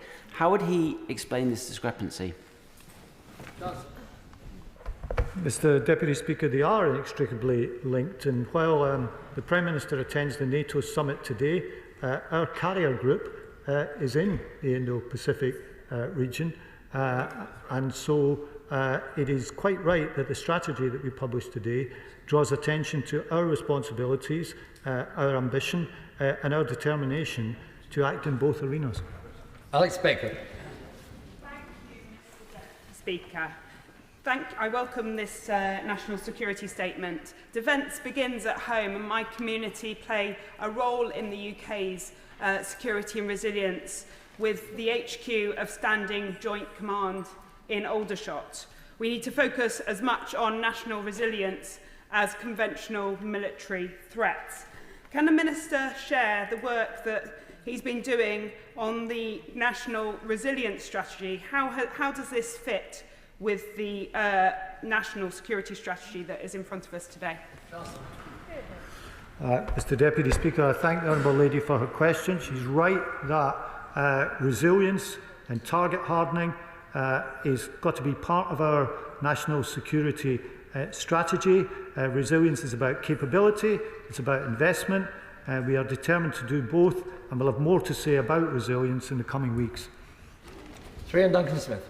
Mr Deputy Speaker, before the last election, the Intelligence and Security Committee produced a very comprehensive report on China, making it very clear they consider China to be one of our greatest threats.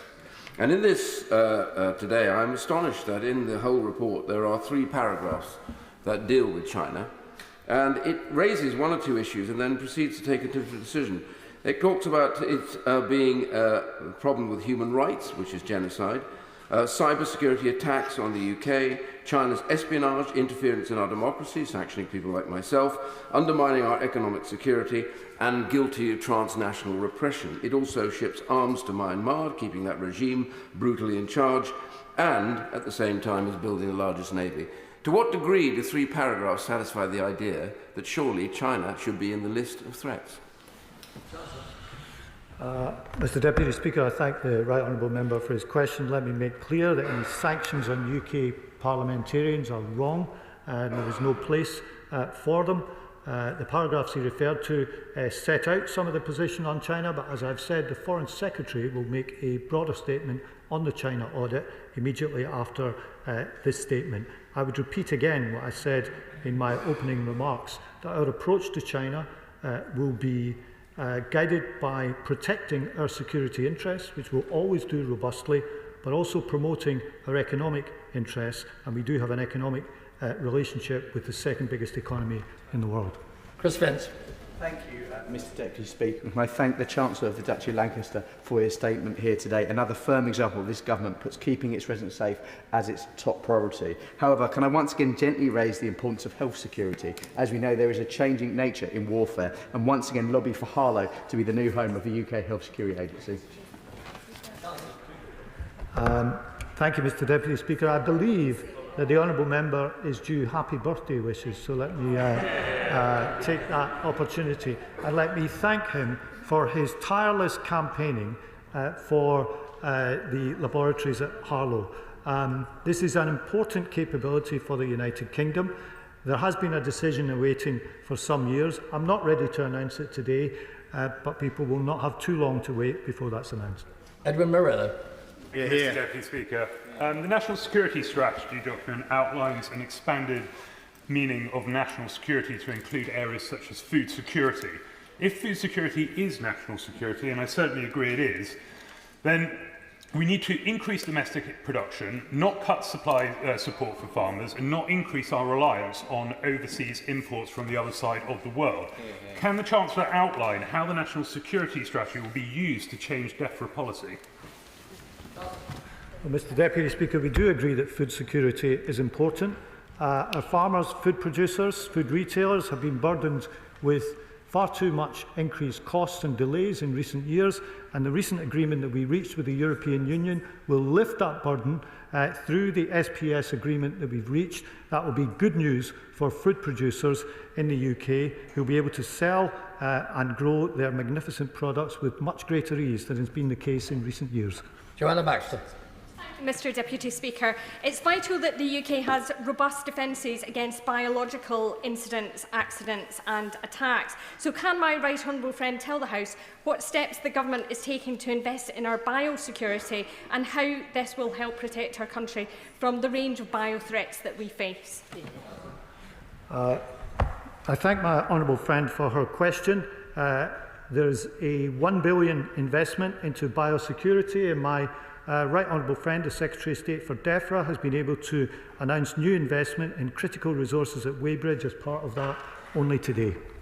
Thank you, Mr Deputy Speaker. May I welcome the National Security Strategy which has been published today. It bears a remarkable resemblance to every single one that I've seen over the last 15 years, with only very slight adjustments over that period. I wonder whether there's any connection between the author or whether it's just that the officials haven't changed, so the politics hasn't changed.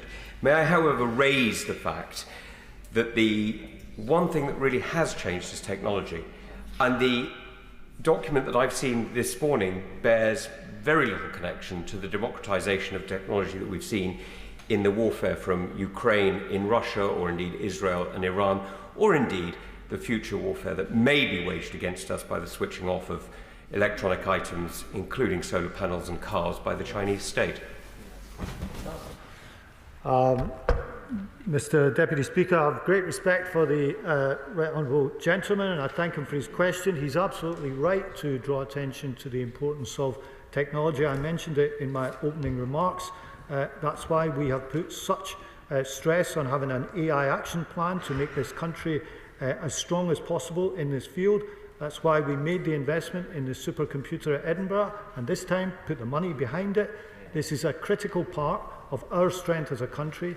It is one where we have significant advantage and expertise, and one aspect of the document is to make sure that where we do have an advantage, we invest in it and we make sure it deepens our capability in these crucial ways. Dr. Scott Arthur. Thank you, Mr. Deputy Speaker. In Edinburgh South West, I have Dreghorn and Redford Barracks, so I can only welcome the biggest uplift in defence spending since the Cold War. But many people will be concerned about the cost, so I do wonder if there's an opportunity here as well. If our NATO allies are increasing spending along with us, is there an opportunity for our defence sector to benefit from that, generating jobs and also helping grow our economy? My honourable friend is absolutely right.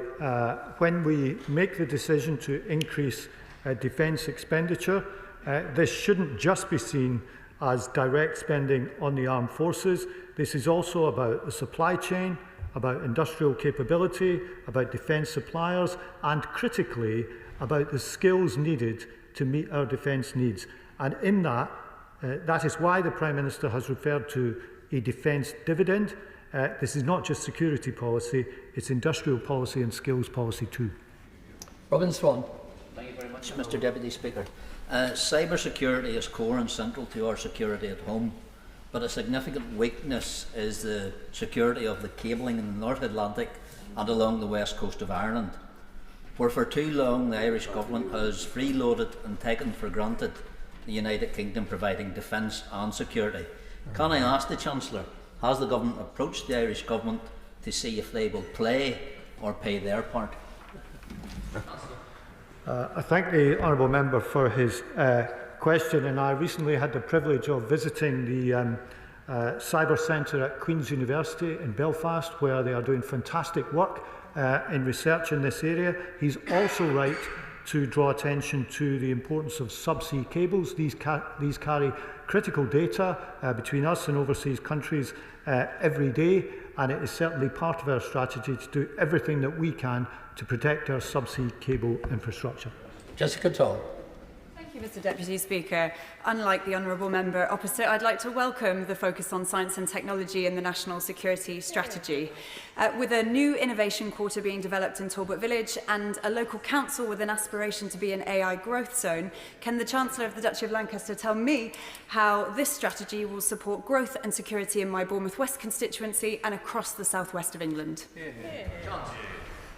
My honourable friend is absolutely right to draw attention to the importance of technology. I said in my opening remarks that the investments that we made in the spending review, which did not fall from the sky but come about because of choices made by the government, contribute to the strength and resilience of the country. And that is why the strategy talks of three pillars: of homeland security, of alliances abroad, and of deepening our sovereign capabilities. All three are important. Neil Shastri-Hurst. Thank you very much, Mr. Deputy Speaker. Given the scale of foreign influence operations, particularly those of China, does the Minister accept that Britain's societal resilience remains far too limited? Without clear government messaging, how can institutions or the public properly play their role? And will the Minister commit to expanding the Defence of Democracy Task Force to include public education, support for free media, and curbing PLA-linked speakers at taxpayer-funded events? I thank him for his question. I would say my faith in British society was strong. It is a strong society, it has deeply held democratic values. We never take those for granted, but it has been enduring and strong over the years. He is right to draw attention to the importance of defending our democracy. We will always defend the right to have free elections. We'll always defend the right of our elected representatives to go about their business, and we will do our best to promote free speech and debate in our democratic process. Speaker, the Minister will know from my background that I will welcome the defence measures contained in the National Security Strategy, but I particularly want to highlight the passages on energy security. We know when the war in Ukraine, the impacts of that combined with our historic over-reliance on a single source of fuel, fossil fuels, meant that many people in my constituency of North East Derbyshire and across this country faced crippling energy bills. Can the Minister outline, therefore, how this security strategy will improve our energy security and make sure that we never face this situation again? My honourable friend is absolutely right to draw attention to the experience we had several years ago in the early stages of the Ukraine war, which showed the perils of over-reliance on overseas oil and gas. And that is why investment in clean, homegrown energy is also an investment in our national security, and why it contributes directly to the broader view of national security that's outlined in the strategy that we published today. Christine Jardine. Very much, Mr Deputy Speaker. As MP for Edinburgh West, of course, I welcome the Government's continued commitment to defence industries in which so many of my constituents work in the city. But as the Liberal Democrat Scotland spokesperson, I also welcome what the Minister himself described as a critical investment in Edinburgh University in the supercomputer.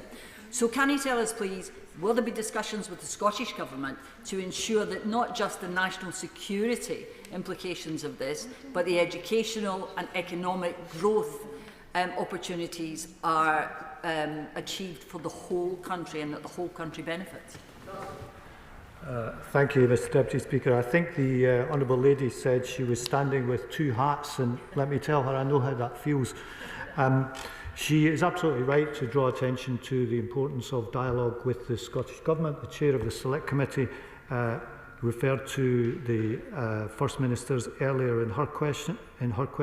Yes, we do have, I think, a positive dialogue. Of course, there are political differences, but I think the dialogue is in probably a better place than it's been for some time. And as a former graduate of Edinburgh University, I very much welcome the investment in the supercomputer there. Rinder Singh Joseph. Thank you, Mr Deputy Speaker.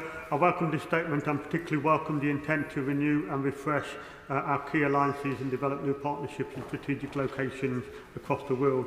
Clearly, the United States remains our most important defence and security ally, but we also have historic relationships with countries like India, where we've also recently agreed a very successful trade deal. In addition, the Royal Navy's UK Carrier Strike Group arrived in Singapore, I think yesterday, on a visit. So in view of these relationships, can the Chancellor outline how the Government is strengthening our defence security relationships with key allies like India and Singapore in strategically important location of the Indo-Pacific? Well, I thank my honourable friend for his question. He's right that the Carrier Group is in Singapore, and he's also right to draw attention to the very important India trade deal that was reached by the government just a few weeks ago. In recent months, we have reached trade agreements with the United States, with the European Union and with India. Many people thought that couldn't be done over a course of years. It is something that was done over a course of weeks, and each one of those agreements will help to strengthen our economy and deepen our alliances with key allies. Nick Timothy. Thank you, Mr Deputy Speaker. I note what the Minister said about social resilience. There's little point in strategising to defend our security and power in the world if we surrender our freedoms and culture without a whimper at home. So what, for example, will the Government do to stop the misuse of Sections 4 and 5 of the Public Order Act, not to mention the decisions of the likes of Bristol University and the Government with its proposed Islamophobia definition to create a de facto Islamic blasphemy law in Britain? Madam Deputy Speaker, I think the Honourable Gentleman should have more faith in the depth and strength of British society.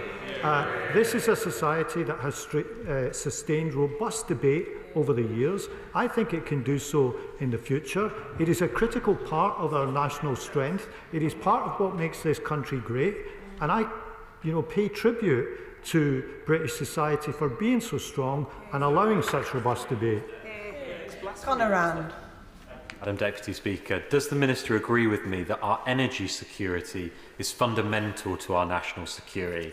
And therefore, does he share my concerns that the party opposite now appear to disagree and oppose with the investment we are making in energy security in this country? And that if they disagree with the investment we're making in nuclear, in small modular reactors and Great British Energy, they should stand up and say so? My honourable friend is absolutely right. When we make the decision to invest in new nuclear power, that is a contribution to our energy security. When we make the investment in other homegrown clean energy, that is a contribution to our national security. It is essential that in this day and age we have a broad view of national security which understands our vulnerabilities and understands the importance of protecting ourselves against them. Joshua Reynolds. Deputy Speaker, the Right Honourable Gentleman mentioned new technologies such as AI and the expansion of our legal toolkits, but very little about the legal safeguards and domestic checks and balances that are needed. So could the Chancellor reassure me what checks and balances will be included to ensure civil liberties of UK citizens are protected at all costs?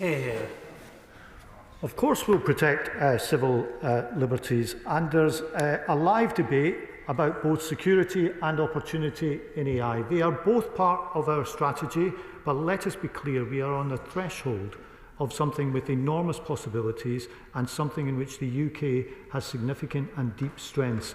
And what the strategy we published today says that we should deepen our capabilities in these areas to grow our sovereign capabilities, and that in turn will make us stronger as a country, and that's what we intend to do. Adam Thompson. Thank you, Madam Deputy Speaker. Rolls-Royce Submarines in Derby, just outside of my constituency, Erewash, is a major employer of my constituents. Will the Chancellor confirm that the Government remains committed to the nuclear triple lock and comment on how today's announcement will support our nuclear manufacturing industry in the East Midlands?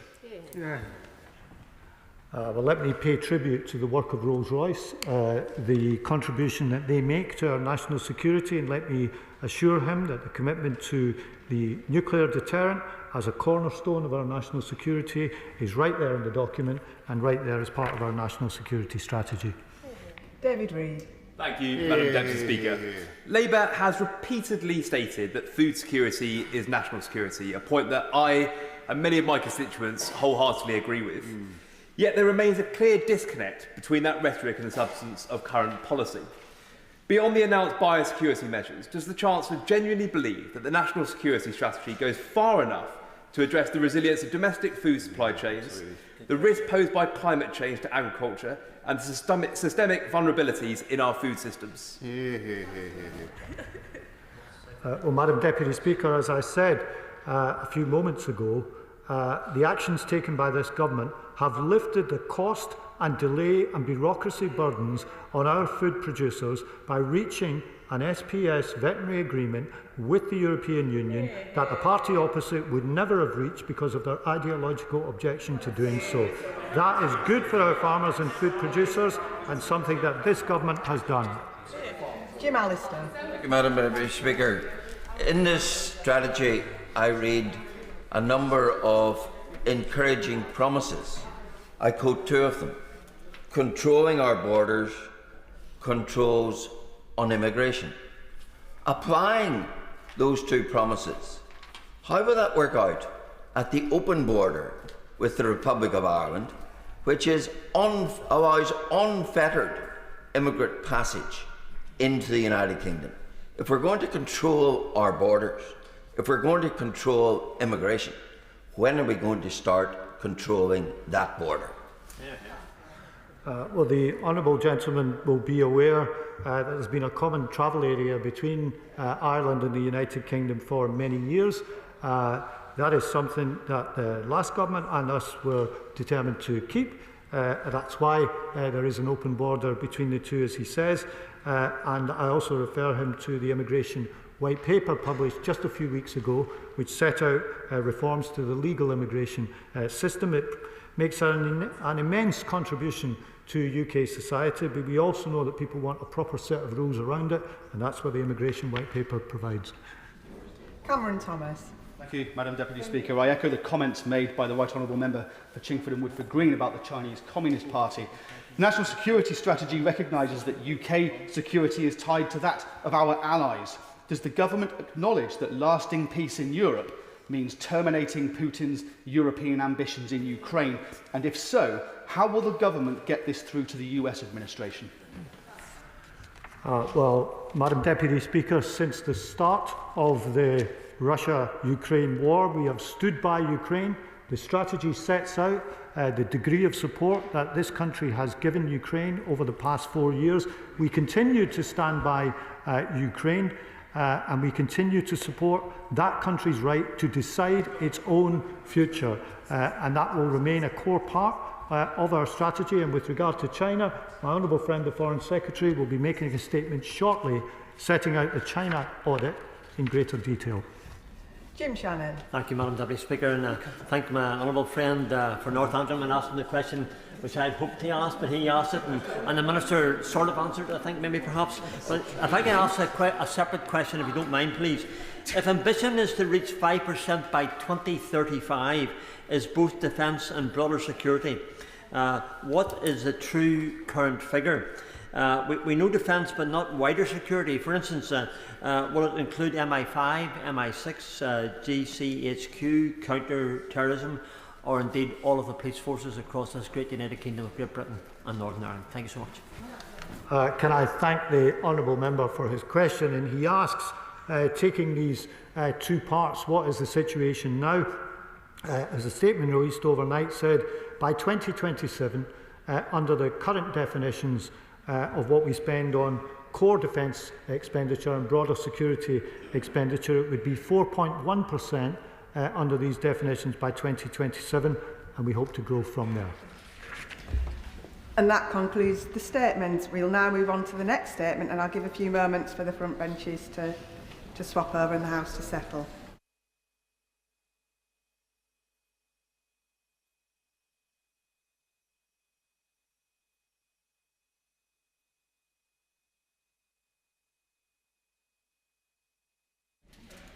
Statement, Foreign Secretary. Well, with permission, Madam Deputy Speaker, I will make a statement on the China audit. China's rise has shaped the geopolitical landscape. Over the past decade, their military expenditure doubled. Their armed forces became the world's largest. They established dominance over critical mineral supply chains. They pursued relentless innovation in electric vehicles, AI, and even space travel.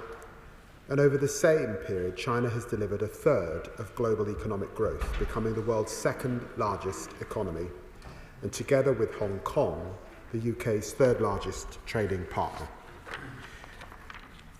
Madam Deputy Speaker, not engaging with China is therefore no choice at all. China's power is an inescapable fact. After what the Intelligence and Security Committee in 2023 described as a completely inadequate approach over the past decade to dealing with China's size, ambition and capability, we must now look at the facts. Lord Cameron of Chipping Norton attempted a golden era.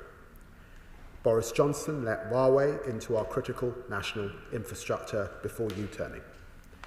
Liz Truss and Rishi Sunak decided that China was a threat, but failed to devise any policy response, instead burying their heads in the sand.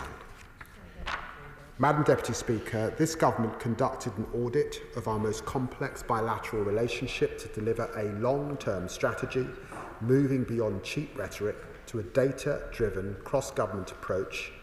And I'd like to thank the hundreds who contributed, honourable members of course, experts, businesses, diaspora communities, devolved governments and close allies.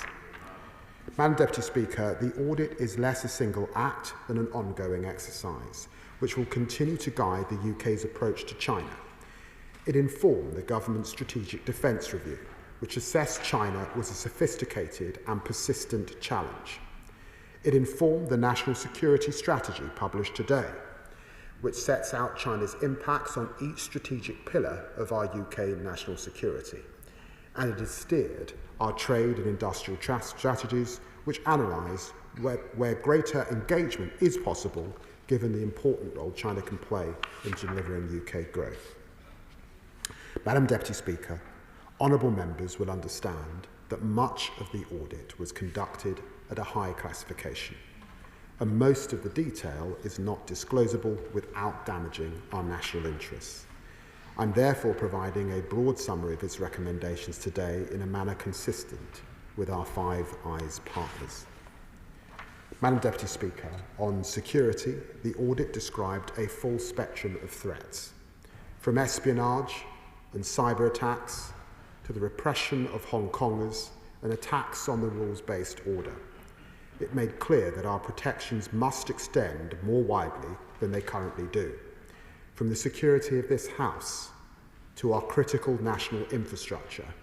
Honourable members will again recognise that disclosing the detail of these responses would undermine their effectiveness. But I can confirm that following the audit, we are investing $600 million in our intelligence services. We are updating our state threats legislation following John Hall's review. We are strengthening our response to transnational repression. We're introducing training for police and launching more online guidance to support victims. We're launching, as announced in the industrial strategy, a 12-week consultation on updating the definitions covering the 17 sensitive areas under the National Security and Investment Act. And we're working bilaterally with China to enhance intelligence flows related to illicit finance, specifically organised immigration crime and scam centres, using National Crime Agency capabilities. Madam Deputy Speaker, on global security, the audit underlined the extent of Beijing's support for the Kremlin. The government has already tripled the number of Chinese entities sanctioned for equipping Russia's illegal war, and we will continue to confront that. The audit reiterated that our approach to China must stay rooted both in international law and deterrence. We will continue to confront China's dangerous and destabilising activity in the South China Sea, which I saw for myself when I visited the Philippines. And we will continue to work with our regional partners to support freedom of navigation and call out China's abuses. We will double down on AUKUS. We will not challenge our long-standing position on Taiwan while sustaining unofficial but vibrant ties with Taiwan on trade, on education and innovation. We will also never shy away from shining a spotlight on human rights, notably the situations in Xinjiang and Tibet, while on Hong Kong we will insist that China honours its commitments under the Sino-British Joint Declaration, including by repealing the national security law and releasing Jimmy Lai. Madam Deputy Speaker, the audit made clear that our approach will always be guided by the UK's long-term economic growth priorities. It provided ample evidence of the extent to which our economies are intertwined.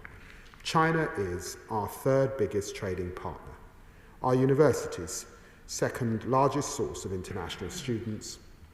China will continue to play a vital role in supporting the UK's secure growth.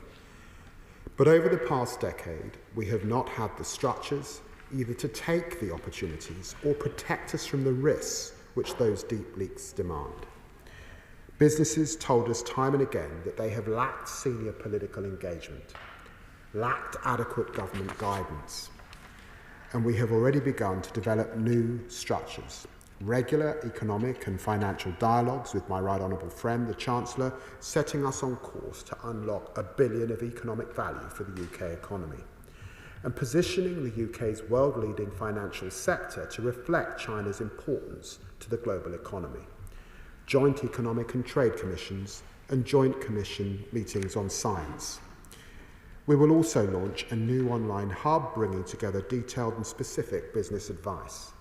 And forthcoming trade strategy will set out how we will support British firms to enhance links with China's vast and growing consumer market, as well as assess new tools to keep goods made by forced labour anywhere in the world off Britain's high street. Madam Deputy Speaker, the audit recognised that China's global role does not fit into simple stereotypes. China is the world's biggest emitter, but also the biggest producer of renewables. It offers $80 billion towards development annually, and China is the UK's second largest research collaborator. 11% of British research output included Chinese authors. So the audit was clear. The UK must develop new dialogues with China on issues like climate, development, global health and science, as well as on trade. And in doing so, we're driving our long-term interests in creating secure opportunities for UK PLC. Madam Deputy Speaker, we cannot deal with China's complexity unless we improve our capability to understand it for our national security and for secure trade and growth. The audit showed that under the last government there was a profound lack of confidence in how to deal with China, and a profound lack of knowledge regarding China's culture, its history, and most importantly, its language. Madam Deputy Speaker, over the past year, I have found that far few Mandarins speak Mandarin.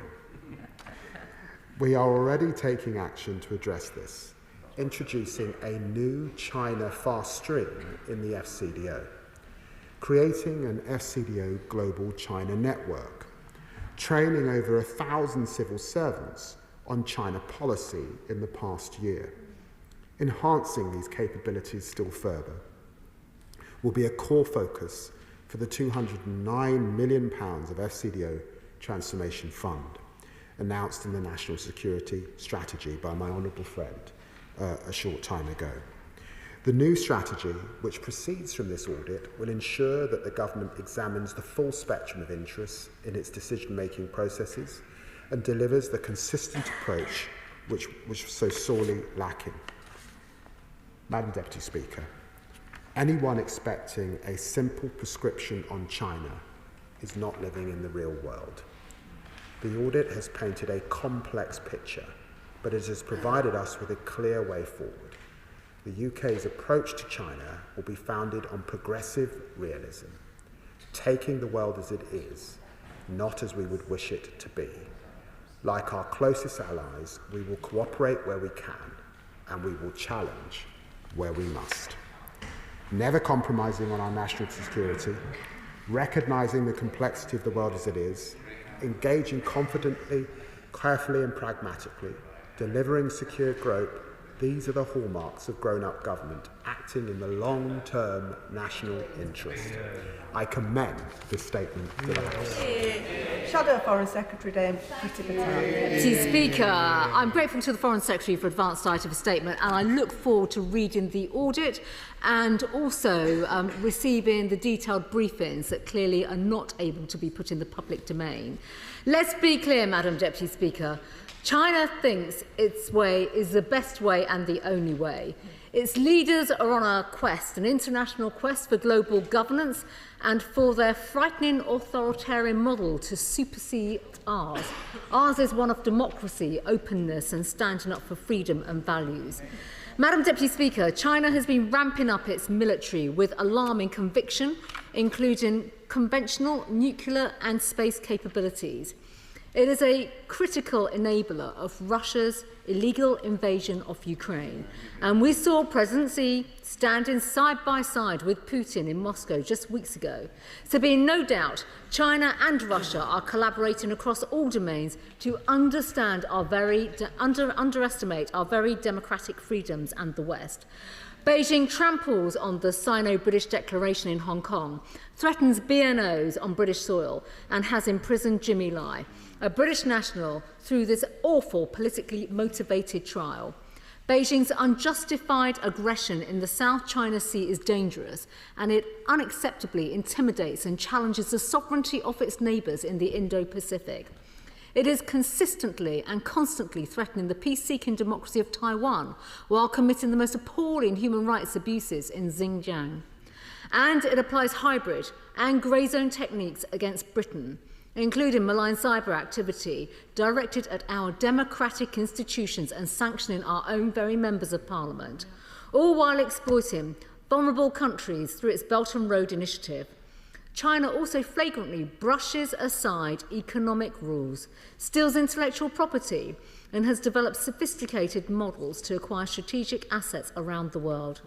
Despite all of this, Madam Deputy Speaker, it has taken the government a year to produce this audit, which seemingly fails to set out any kind of serious strategic framework. And I think it's fair to say we know why.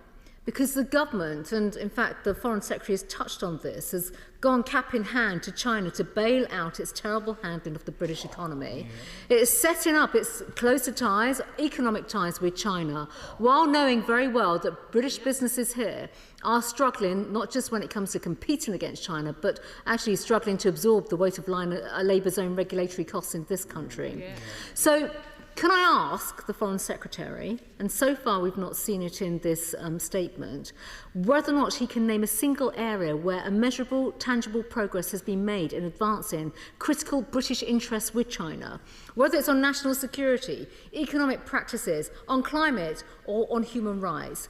He did fail to mention the fact that members of this House have been sanctioned by China. And Madam Deputy Speaker, we have seen signs of naivety from the government consistently, if I may say so.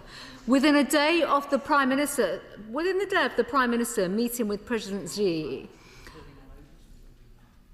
within one day of the Prime Minister meeting President Xi, he effectively held this as an opportunity to bring about a strong and consistent relationship whereas surprises would be avoided. And within the next few days, 45 pro-democracy campaigners were jailed in Hong Kong, following a very harsh application of the draconian national security law. That's completely unacceptable. What is the Foreign Secretary's actual strategy to deter China from systematically extinguishing freedoms from Hong Kong?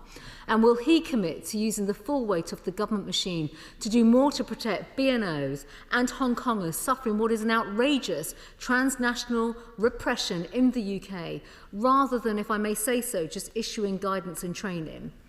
The government has constantly and suspiciously backed the application for this new China super embassy in London.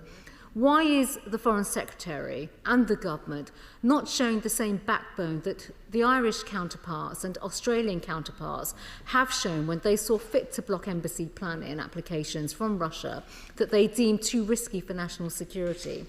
Does the government have a practical strategy to deter Chinese efforts to capture Taiwan by military means or by stealth, or opposing the human rights abuses in Xinjiang? What is the Foreign Secretary's end goal, and what are the means of getting there? What will the Foreign Secretary do to find new critical mineral supply chains to reduce reliance on Chinese trade? And with that, Madam Deputy Speaker, what will the government do now to move Jimmy Lai's case onto an urgent footing, away from this complex consular case handling that it seems to have in the Foreign Office? Madam Deputy Speaker, the government also needs to urgently sort out some of the grave contradictions that have been mentioned in this statement, if I just may highlight a few. We've already seen in the Foreign Secretary's statement today, he speaks about the China audit underlining the extent of Beijing's support of the Kremlin. We don't question that and doubt that, but some action is needed. The statement also says that they're reiterating the approach that China must stay rooted both in international law and deterrence. How is that helping Jimmy Lai at this particular moment? And finally, Madam Deputy Speaker, I do just want to say that we will always support the security and the defence of our country, so the government must do much more when it comes up to keeping Britain safe from China. Yeah. Well, Madam Deputy Speaker, I have to say, I know that the Right Honourable Lady can be pretty brazen, but a lecture from her about China policy should make even her blush.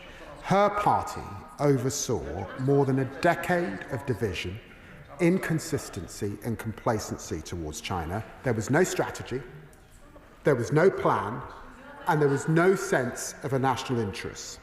The Intelligence and Security Committee, chaired by the Right Honourable Member for New Forest East, from her own party, said that the actions on China had left Britain severely handicapped in managing our future security. And the truth was that she was at the centre of it. Where was she during the ill-judged Cameron Osborne golden age.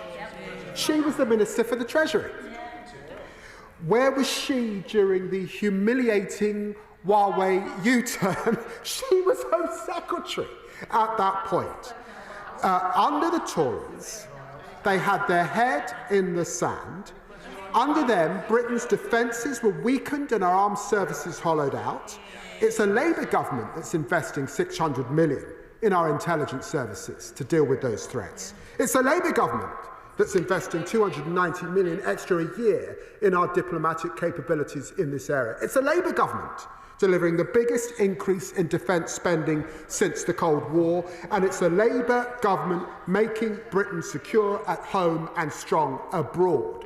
And can I just refer the Honourable Lady to page 28 of the Strategic Defence Review, which she clearly hadn't bothered to read, that makes clear that of course we understand that China is a sophisticated and persistent threat. She talks about the embassy. She should know as Home Secretary that it is a quasi-judicial decision that's been properly made by the Secretary at the Department for Communities and Local Government. She talks about Jimmy Lai. I met with Sebastian Lai last week. We've been raising this issue on every single occasion. A trial is ongoing. Let us see how it will complete. She raises transnational aggression. We're the ones updating our state threats legislation because they left the gaps and did nothing while they were in power. She raises the situation in Russia and the Chinese supplying Russia with Jews. Who has done the sanctions? 5 rounds of sanctions under me as Foreign Secretary. What did they do? So really, I'm not going to take any lectures about this subject from this government who know they were found wanting on the question of threats from the Chinese. Chair of the Select Committee, Dame Emily Thornberry. Thank you very much, Madam Deputy Speaker. Our relationship with China is most definitely a difficult one. On the one hand, it's our third biggest trading partner, but on the other hand, the National Security Strategy on page 35 says that there's an increase in espionage, they're undermining our economic security, and they're interfering in our democracy, and that has increased over recent years. And the Foreign Office needs to hold the ring. So the China audit it needs to be a wide-ranging and is a really important piece of work. We were looking forward to seeing it published and looking forward to the Foreign Secretary publishing it and coming to talk to us, and he did say that he would. But instead of that, we are looking through a glass darkly, and we don't know, we won't be able to see it. So we want to be able to do our job properly, we want to be able to scrutinise this really important piece of work, so can I suggest that instead that the Foreign Secretary makes available a reading room for Foreign Affairs Committee members and staff at the FCDO before his 8th of July appearance so that we can study it properly and hold him to account. Well, I'm very grateful to the Right Honourable Lady for the issue that she's taken in the China audit, and I did say that I would update the committee, and I'm looking forward to appearing before the committee and taking questions on this subject. Can I say to her that in completing this audit, it has been important to remain consistent with our Five Eyes partners, and she will recognise why much of the audit has led to a high level of classification.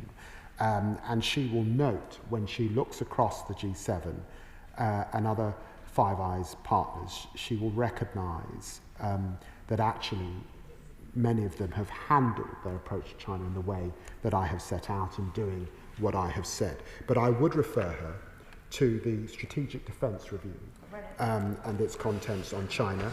I would refer her to the National Security Strategy that has just been published and its references to China. And I would also refer her to the UK's industrial strategy and its references to China alongside the statement that I've just made. Liberal Democrat spokesperson Callum Miller. Thank you, Madam Deputy Speaker, and I also thank the Foreign Secretary for the advance sight of his statement. For years, UK governments have failed to take seriously the challenge posed by China. The Conservatives failed to deliver even the semblance of a coherent approach to dealing with Beijing. And today, after months of waiting for this audit, the government's failure to publish a standalone document is immensely disappointing.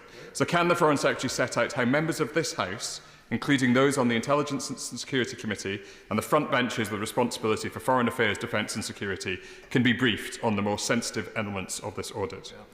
On these benches, Madam Deputy Speaker, we recognise China for what it is, a threat to our values and interests. The Foreign Secretary is right that our approach must confront the facts as they are. These facts include China's hostility to the UK's allies and support for our adversaries, its abuse of human rights in Xinjiang and Hong Kong, the theft of intellectual property, and its efforts at transnational repression.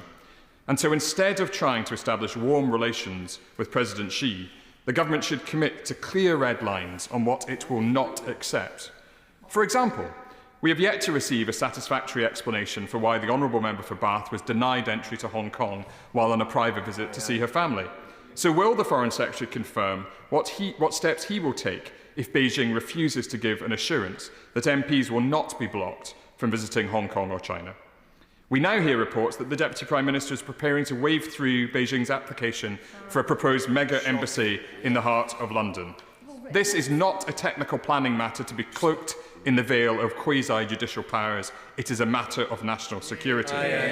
Opposition has been expressed by the United States and by pro-democracy Chinese and Hong Kong activists living in the UK who already face CCP-sponsored bounties.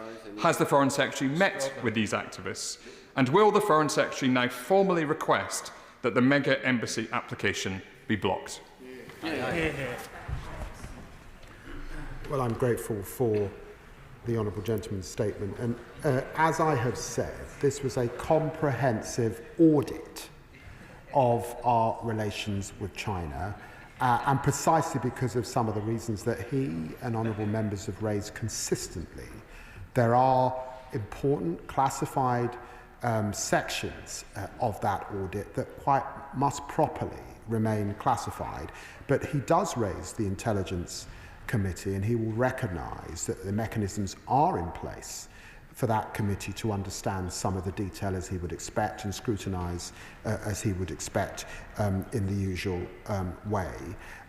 He mentions the experience of the Honourable Lady for Bath, and can I make clear that when I met with the Chinese international minister and the member of the Communist Party just recently, Mr. Li Jingchao, I did raise with him that case and our huge concerns and its implications for the free travel of British citizens and democratically elected members of Parliament, not just in this country, but across the world. He raises the embassy and questions of security. That was precisely why I and the Home Secretary, advised by our security agencies, wrote on the issue of the embassy, raising concerns that would need to be addressed if it was to move forward. And yes, of course, I've met with activists campaigning, particularly on the issue of transnational repression, and so has the Minister who deals with this issue and the Indo-Pacific. Matt Dougall. Thank you, Madam Deputy Speaker. As chair of both the APPG on Uyghurs and on Hong Kongers, I've lost count of the number of responses from ministers I've had which referred to today's audit. So you'll forgive me if I take today as the start of a conversation rather than the last word on many of these matters. He used again today his 3 C's mantra of competing with China, cooperating with them and challenge them where needed.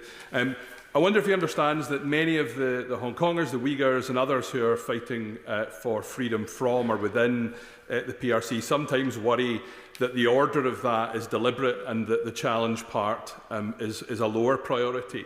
I wonder what reassurance he can give to those groups that commercial interests won't trump the responsibility to protect the freedoms and security, particularly of British Hong Kongers. And given the threats identified in the audit, but also in the national security challenge, can he confirm that those will be fed into the decision-making on whether to allow the embassy? Well, I'm grateful to my honourable friend and for his championing on the APG and pressing these issues. And can I say, I said in my statement that we will cooperate where we can, but we will challenge where we must. And of course, I have consistently raised the situation in meetings with counterparts for the Uyghur Muslims. I've encouraged them to implement the recommendations of the Office of the High Commissioner for Human Rights in relation to Xinjiang. Genocide, of course, is a matter for the international courts, but it is something that I and, of course, across our allies in the G7 take very, very seriously indeed. And we will press this issue with the government of China on every single occasion. Sir Ian Duncan-Smith. Madam Deputy Speaker, can I first of all, before we go to the political knockabout, it doesn't matter who's in government, I've been in opposition on this issue, okay, so let's settle that one before we get... Can I just say to him, I give him a quick audit now of exactly what should have been. China threatens Taiwan, it's invaded the South China Seas, it's having massive disputes with the Philippines, it's genocide, slave labour, organ harvesting, transnational repression, attacks Hong Kong's dissidents here, Hong Kong dissidents under threat constantly, cyber attacks on the UK, supports Myanmar in their repression, the military regime, supports Russia's invasion of Ukraine, it also supports North Korea and Iran, and has trashed the Sino-British Treaty on Hong Kong, it has arrested Jimmy Lai, it has sanctions on UK MPs, and it thieves all the IPs on private companies. What a record to balance what? Against some potential trade. I asked the right honourable gentleman, which has already in a way been asked, but it's worth repeating. In the course of this embassy decision, it was said quite clearly in the media that China would not apply again after the refusal of Tower Hamlets unless they received assurances from the UK government. Can he now tell me that they have not received any assurances, or have they received private assurances from the government that they will get what they want and get this embassy? Well, let me just express respect for the right honourable gentleman's expertise in relation to the China threat, and also that he is subject to sanctions that I have consistently raised with China, noting that recently it lifted sanctions against members of the European Parliament, and I pressed them recently to do the same. And let me assure him, there are no grubby deals on any issues, and certainly not in relation to the embassy. And I reject any suggestion of anything other. He describes the context for China. I refer him to page 28, which summarises, better than he did, in fact, the challenge. It's a sophisticated and persistent challenge. China is increasingly leveraged its economic, technological, military capabilities, seeking to establish dominance in the Indo-Pacific, erode US influence and put pressure on the rules-based international order.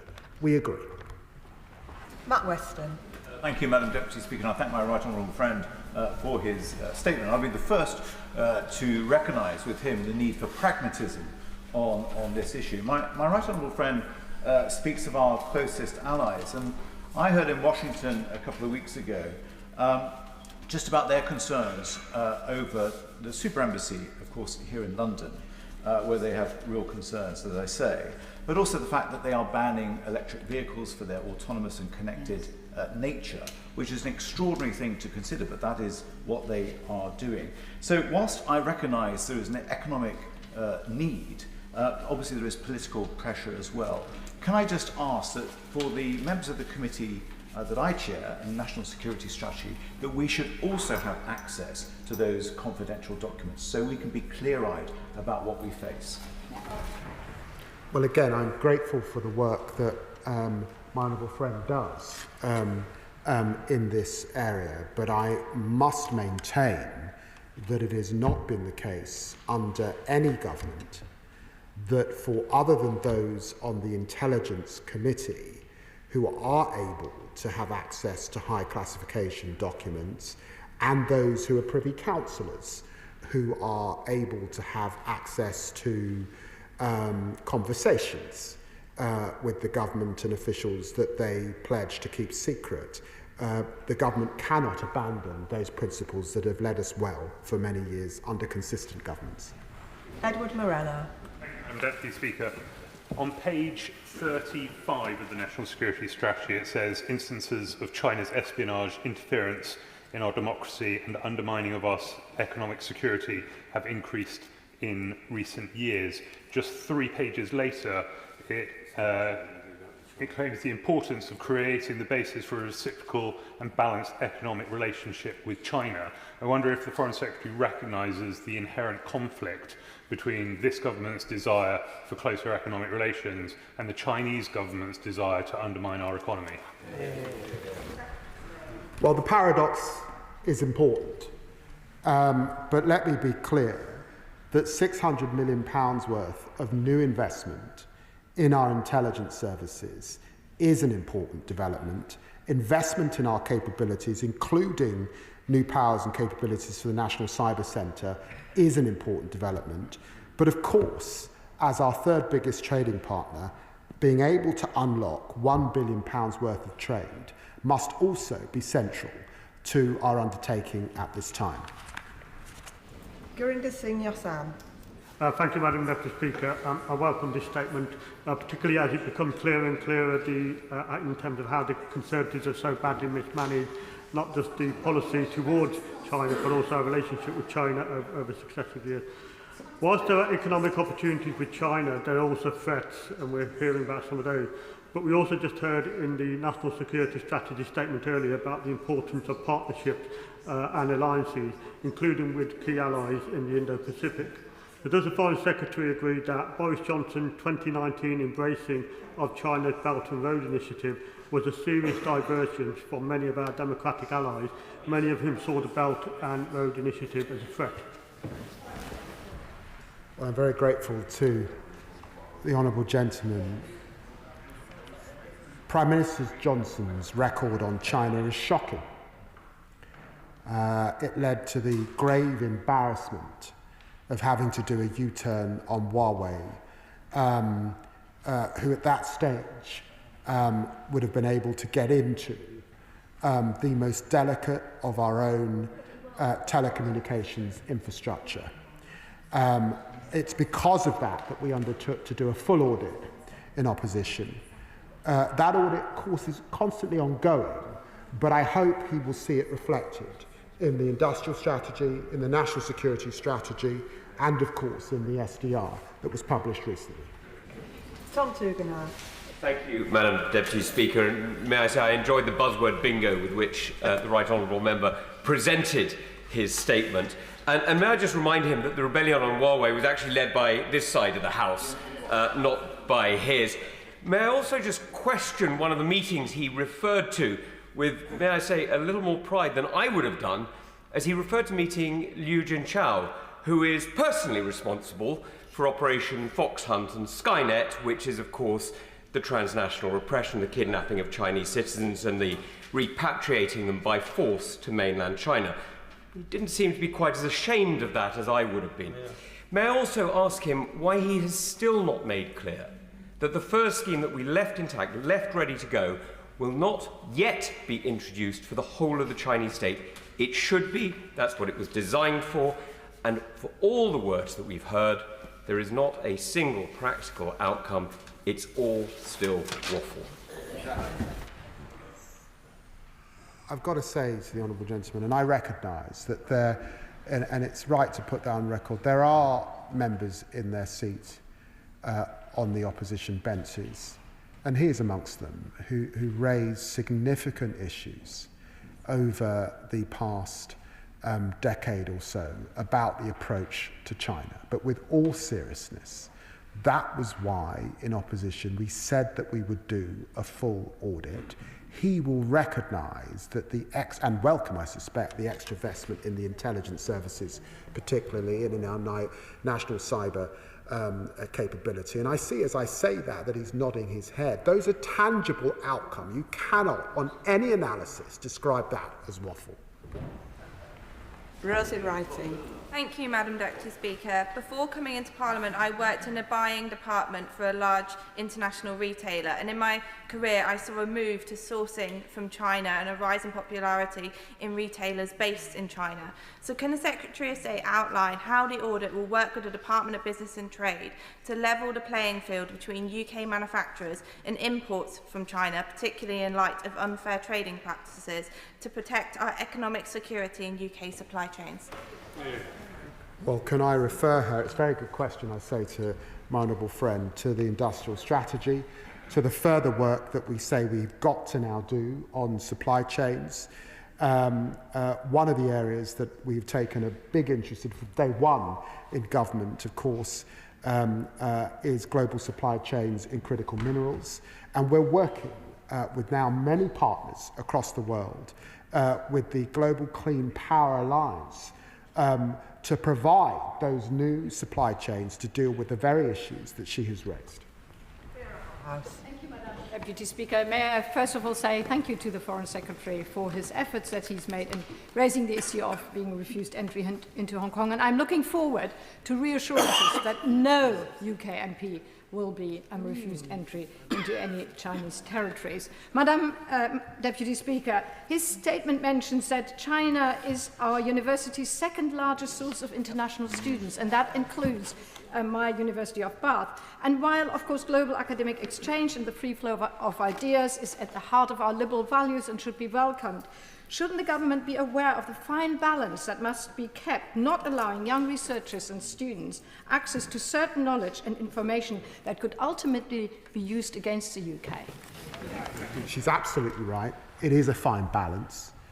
We do need to invest more in our police capability, and that is an outcome of this audit.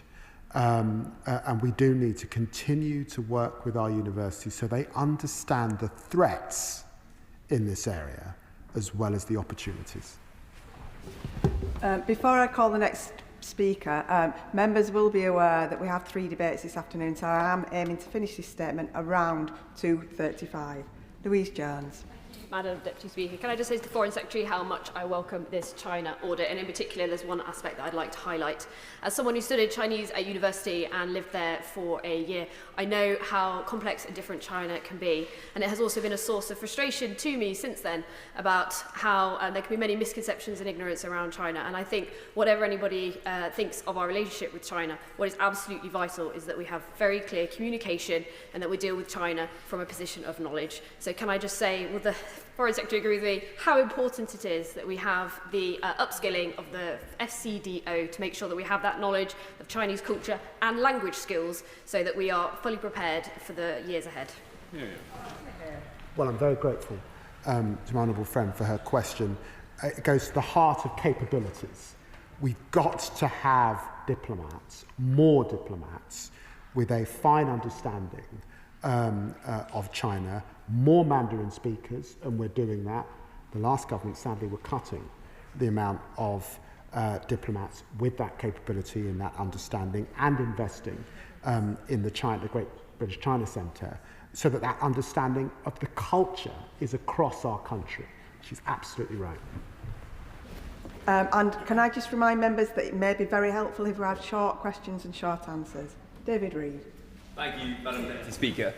On the one hand, the Defence Secretary has told the world that the UK will increase offensive cyber operations against China.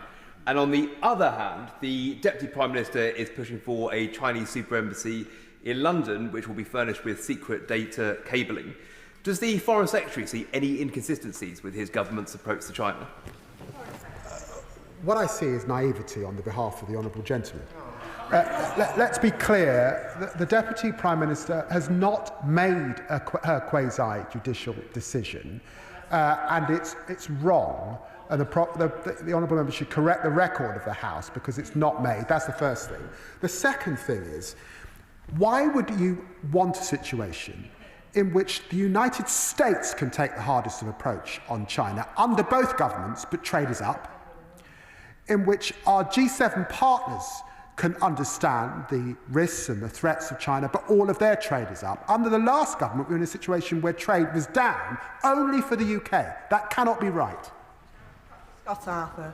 Thank you, Madam Deputy Speaker, and I refer members to my register of interest. So I thank the Secretary of State for his pragmatic approach. I think opposition is easy, but I think members opposite know that if they were in his shoes, they would be doing exactly the same thing.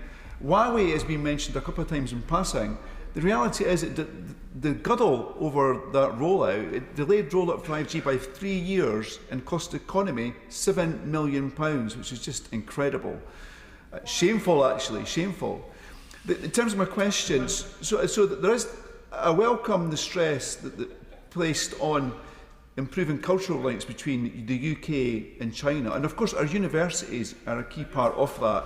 So can he commit to making sure our universities have say in how we establish better relationships between China and the UK? I can reassure him that our universities were able to contribute to our China audit.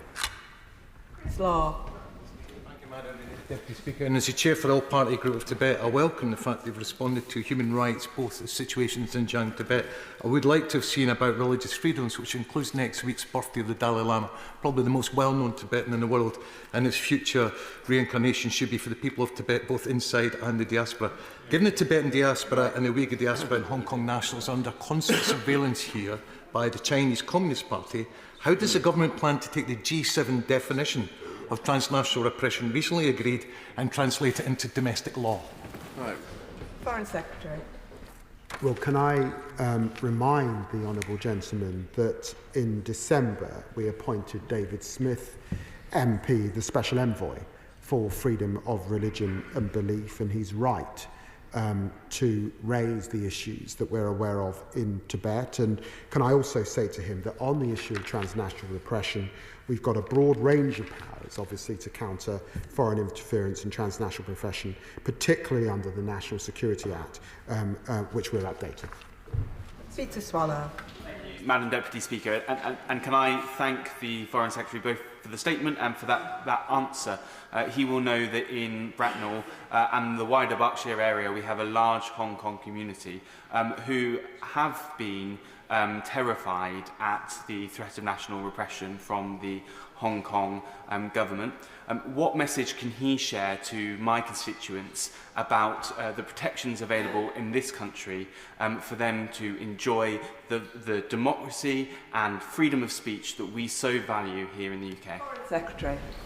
Well, I'm grateful to my honourable friend, and the Minister for the Indo-Pacific has met with some of his constituents on this issue, and I hope he will welcome, because of the right concerns that he raises, the training for our police right across the nation on these issues. Gregory Stafford. Thank you very much, Madam Deputy Speaker. Will the government publish a list of sectors considered overly dependent on Chinese inputs, starting with critical minerals and clean energy components, to promote transparency? And will the Minister outline any clear government targets for reducing these dependencies? Well, can I refer him to the powers in the Counter Foreign Interference Transnational Repression under the National Security Act? Tom Gordon. Thank you, Madam Deputy Speaker. The Foreign Secretary mentioned Hong Kong in a statement, and I just wondered if he would consider speaking to colleagues in the Home Office about rethinking the changes to indefinite leave to remain, to making sure B&O passport holders don't end up facing questions going forward about their status to remain. Foreign Secretary. The issue he raises is still subject to consultation and will be announced by the Home Secretary in the usual way. Harriet Cross. Thank you, Madam Deputy Speaker. Madam Deputy Speaker, the UK Government is still considering Mingyang as a credible supplier for turbines for the Greenvolt offshore wind project, and the SNP Scottish Government have given Mingyang priority status for a factory to build turbines based in Scotland under their strategic investment plan. Both of these say to me that neither government is taking seriously the threat that China poses to our energy supplies. China is at best unreliable and at worst hostile and should be nowhere near our critical national infrastructure. So will the Secretary of State finally rule out, or at least give us a date of when we can hear a decision on if Mingyang will be a permitted supplier for energy infrastructure in the future? Foreign Secretary. Well, can I say to the Honourable Lady that through the National Security and Investment Act, we've got a robust framework to make individual decisions like the one she refers to on Mingyang. And as she knows, energy is one of 17 priority sectors under the NSIA in which government can block any potential acquisitions on security grounds, and that remains under consideration. Luke Taylor. Thank you very much, Madam Deputy Speaker. It's 4 years today since the Apple Daily ceased publication, and Jimmy Lai still languishes in a Hong Kong Stanley Prison. It's worth noting his name and encouraging the Home Secretary to, the Foreign Secretary to raise his case as often as he can. It's welcome to see in the statement that we are strengthening our response to transnational repression. Can the Minister confirm that that includes restoring access to the Mandatory Provident Fund, which is another way that the Hong Kong Government is spreading its chilling impact on BNO visa holders here in the UK? Foreign Secretary. Well, I'm very grateful to the Honourable Gentleman for raising this. So can I also just name-check the work of the Member for Cities in Westminster on this issue? The issue is under consideration, and we have been, of course, discussing with communities these very important pension issues. Sir Julian Lewis. So in his statement, the Foreign Secretary says that our approach will always be guided by the UK's long-term economic growth priorities. And as an example of this, he refers to our university's second largest source of international students being China. And yet the Intelligence and Security Committee's report on China, of which he approves, did state in its press notice, China is similarly aggressive in its interference activities. China oversteps the boundary. It's been particularly effective at using its money and influence to penetrate or buy academia in order to ensure its international narrative is advanced and criticism suppressed. Now, in answer to the Honourable Lady for Bath, he did say, well, we look to the universities to take precautions. Where the financial incentive to universities is concerned, I'd rather look to someone else to take the precautions. Foreign Secretary. Well, the Honourable Gentleman is right. We do have to be vigilant. As I said, sitting behind this audit is a lot of work at high classification, and he will know that the Intelligence Committee understands the very nature of that work and understands the nature of the work, particularly that sits behind the Strategic Defence Review and the National Security Strategy. And of course, that is ongoing. And I'm happy to ensure that he is aware of the work that we are doing with the universities at this time. Christine Jardine. Thank you very much, Madam Deputy Speaker. The Foreign Secretary has already referred to the energy protections with energy companies, but with the situation with Binyang and Cable Orient in the Highlands and in the North Sea, the concern is not their ability to produce, it's their ability to switch off and on the network and our energy security and, as a result, national security. So can he tell us what mitigating factors are going to be put in place if those contracts are won? Foreign Secretary. I recognise the sensitivity and the import of what the Honourable Lady has said, and that is central to the considerations and the discussions that are underway within government as we look at these issues and balance them against our national security. Jim Allister. For weeks, Madam Deputy Speaker, some questions on China have been deflected on the basis wait for the audit. So it's rather disappointing that the insight we get today is indeed very opaque. In the Foreign Secretary's statement, he reveals that China is the UK's second largest research collaborator. Has the Foreign Secretary done an audit of the nature of that research? Are there economic and intelligent risks from that research? And is the government minded to take any steps to either monitor or to control the extent of that research? Okay. Well, the Honourable Gentleman says that he would have liked to have heard more and that it's opaque, but the other side of that coin is that it might be reassuring that the government is not making available to the outside world and to China all of our intelligent capability and understanding. He will recognise that the biggest academic partner in that research is the United States. It is not surprising as we see the economy of China grow in the way that it has, certainly over my 2 decades in Parliament that it has emerged as our second largest. But I'd want to reassure him that, of course, the agencies are able to offer full advice to universities and examine sensitivities. And we are very, very aware of the threats that he has conveyed to the House this afternoon. And with an example of a quick question, Sir Desmond Sway. It was proper and lawful to send HMS Spey through the Taiwan Strait in pursuit of vital international freedom of navigation in the South China Sea, wasn't it? And can we see more like it? Yes, yes. Nick Timothy. Thank you, Madam Deputy Speaker. And I want to remind the Foreign Secretary that the government that invited Huawei into our telecommunications network was actually the last Labour government between 2003 and 2006. Long memories. He's tried to be partisan about it. The ebb and flow of these issues and the mistakes go back quite a long time, and he should acknowledge that. What assessment has he made of China's dominance of the world market for cellular internet modules, which are subsidised and sold internationally below the cost of manufacture? What assessment in particular has he made of the insertion of kill switches in Chinese-made wind turbines and PV cells? And will he rule out any Chinese involvement in our energy infrastructure? I'm really going to take no lectures from the Honourable Gentleman, whose advice to former Prime Minister May led to the possibility of nuclear information being revealed. He should be embarrassed, and I'm surprised he came to this debate this afternoon. Neil Shackelford. Thank you very much, Madam Deputy Speaker. Given that China is one of the defining geopolitical challenges of our age, I'm somewhat sceptical to read reports this morning that this much-touted, year-long awaited audit was in fact being significantly downgraded.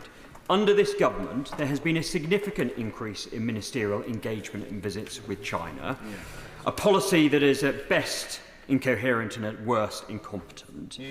Given that actions speak louder than words, can the Foreign Secretary confirm that the Prime Minister will no longer be making his proposed trip to China? Foreign Secretary. I've got to say to the Honourable Gentleman, this is a lot of work, and we haven't even been in government a year. We pledged to undertake an audit. We've undertaken that audit. What I set out was comprehensive, and there can be no no-go areas for the UK Prime Minister. Robin Swan. Thank you very much, Madam Deputy Speaker. The audit received responses from devolved governments. Last month, the Northern Ireland Finance Minister met with the Chinese Consul General in Belfast. The meeting was described as a formal diplomatic engagement of exchanging views on deepening cooperation. Significantly, Madam Deputy Speaker, no publicly released minutes or press interviews or who the full attendees were. No specific sectors or agreements referenced. Does the Foreign Secretary know what was discussed or agreed? Because as foreign policy isn't devolved, does he think he should, and when he asked? Or did the devolved government in Northern Ireland's executive, as a response to the audit, actually include what was discussed or previous meetings between the Chinese government and the First and Deputy First Minister? Foreign Secretary. Well, the Honourable Gentleman has put his views on the record, and I will consult my officials about what he has revealed. The final question, Jim Shannon. Thank you, Madam Deputy Speaker. Can I thank the Foreign Secretary very much. I believe it is essential that we have a fuller understanding of the reach of China as well as our goals. And British citizens have contacted me regarding the human rights violation, not only against those in China, but those who live on our shores. So how will the Foreign Secretary undertake to ensure that China understands that their reach stops at our shores and that our people are entitled to think and to have freedom of speech, whatever they desire, and without any fear of reprisal? Thanks so much. Secretary. Well, the Honourable Gentleman is right. Our democratic norms we will always fight for and we will always press. We cannot accept repression, oppression, and actually criminal acts committed in our own country. We will stand up to them, and I have made those representative to my Chinese interlocutors to make that completely clear. And that concludes the statement. Point of order, Nick Timothy. Thank you, Madam Deputy Speaker. I'd like to seek your advice about the exchange I just had with the Foreign Secretary. Firstly, I pointed out that after the Foreign Secretary had been incredibly partisan about the history of Huawei's involvement in our telecommunications infrastructure, that involvement actually began under the last Labour government when he was a minister in that government and he tried to accuse members of the Conservative front bench of something similar. I also asked a serious question about the Chinese dominance of the world market for cellular internet modules, which is a very serious issue. We've all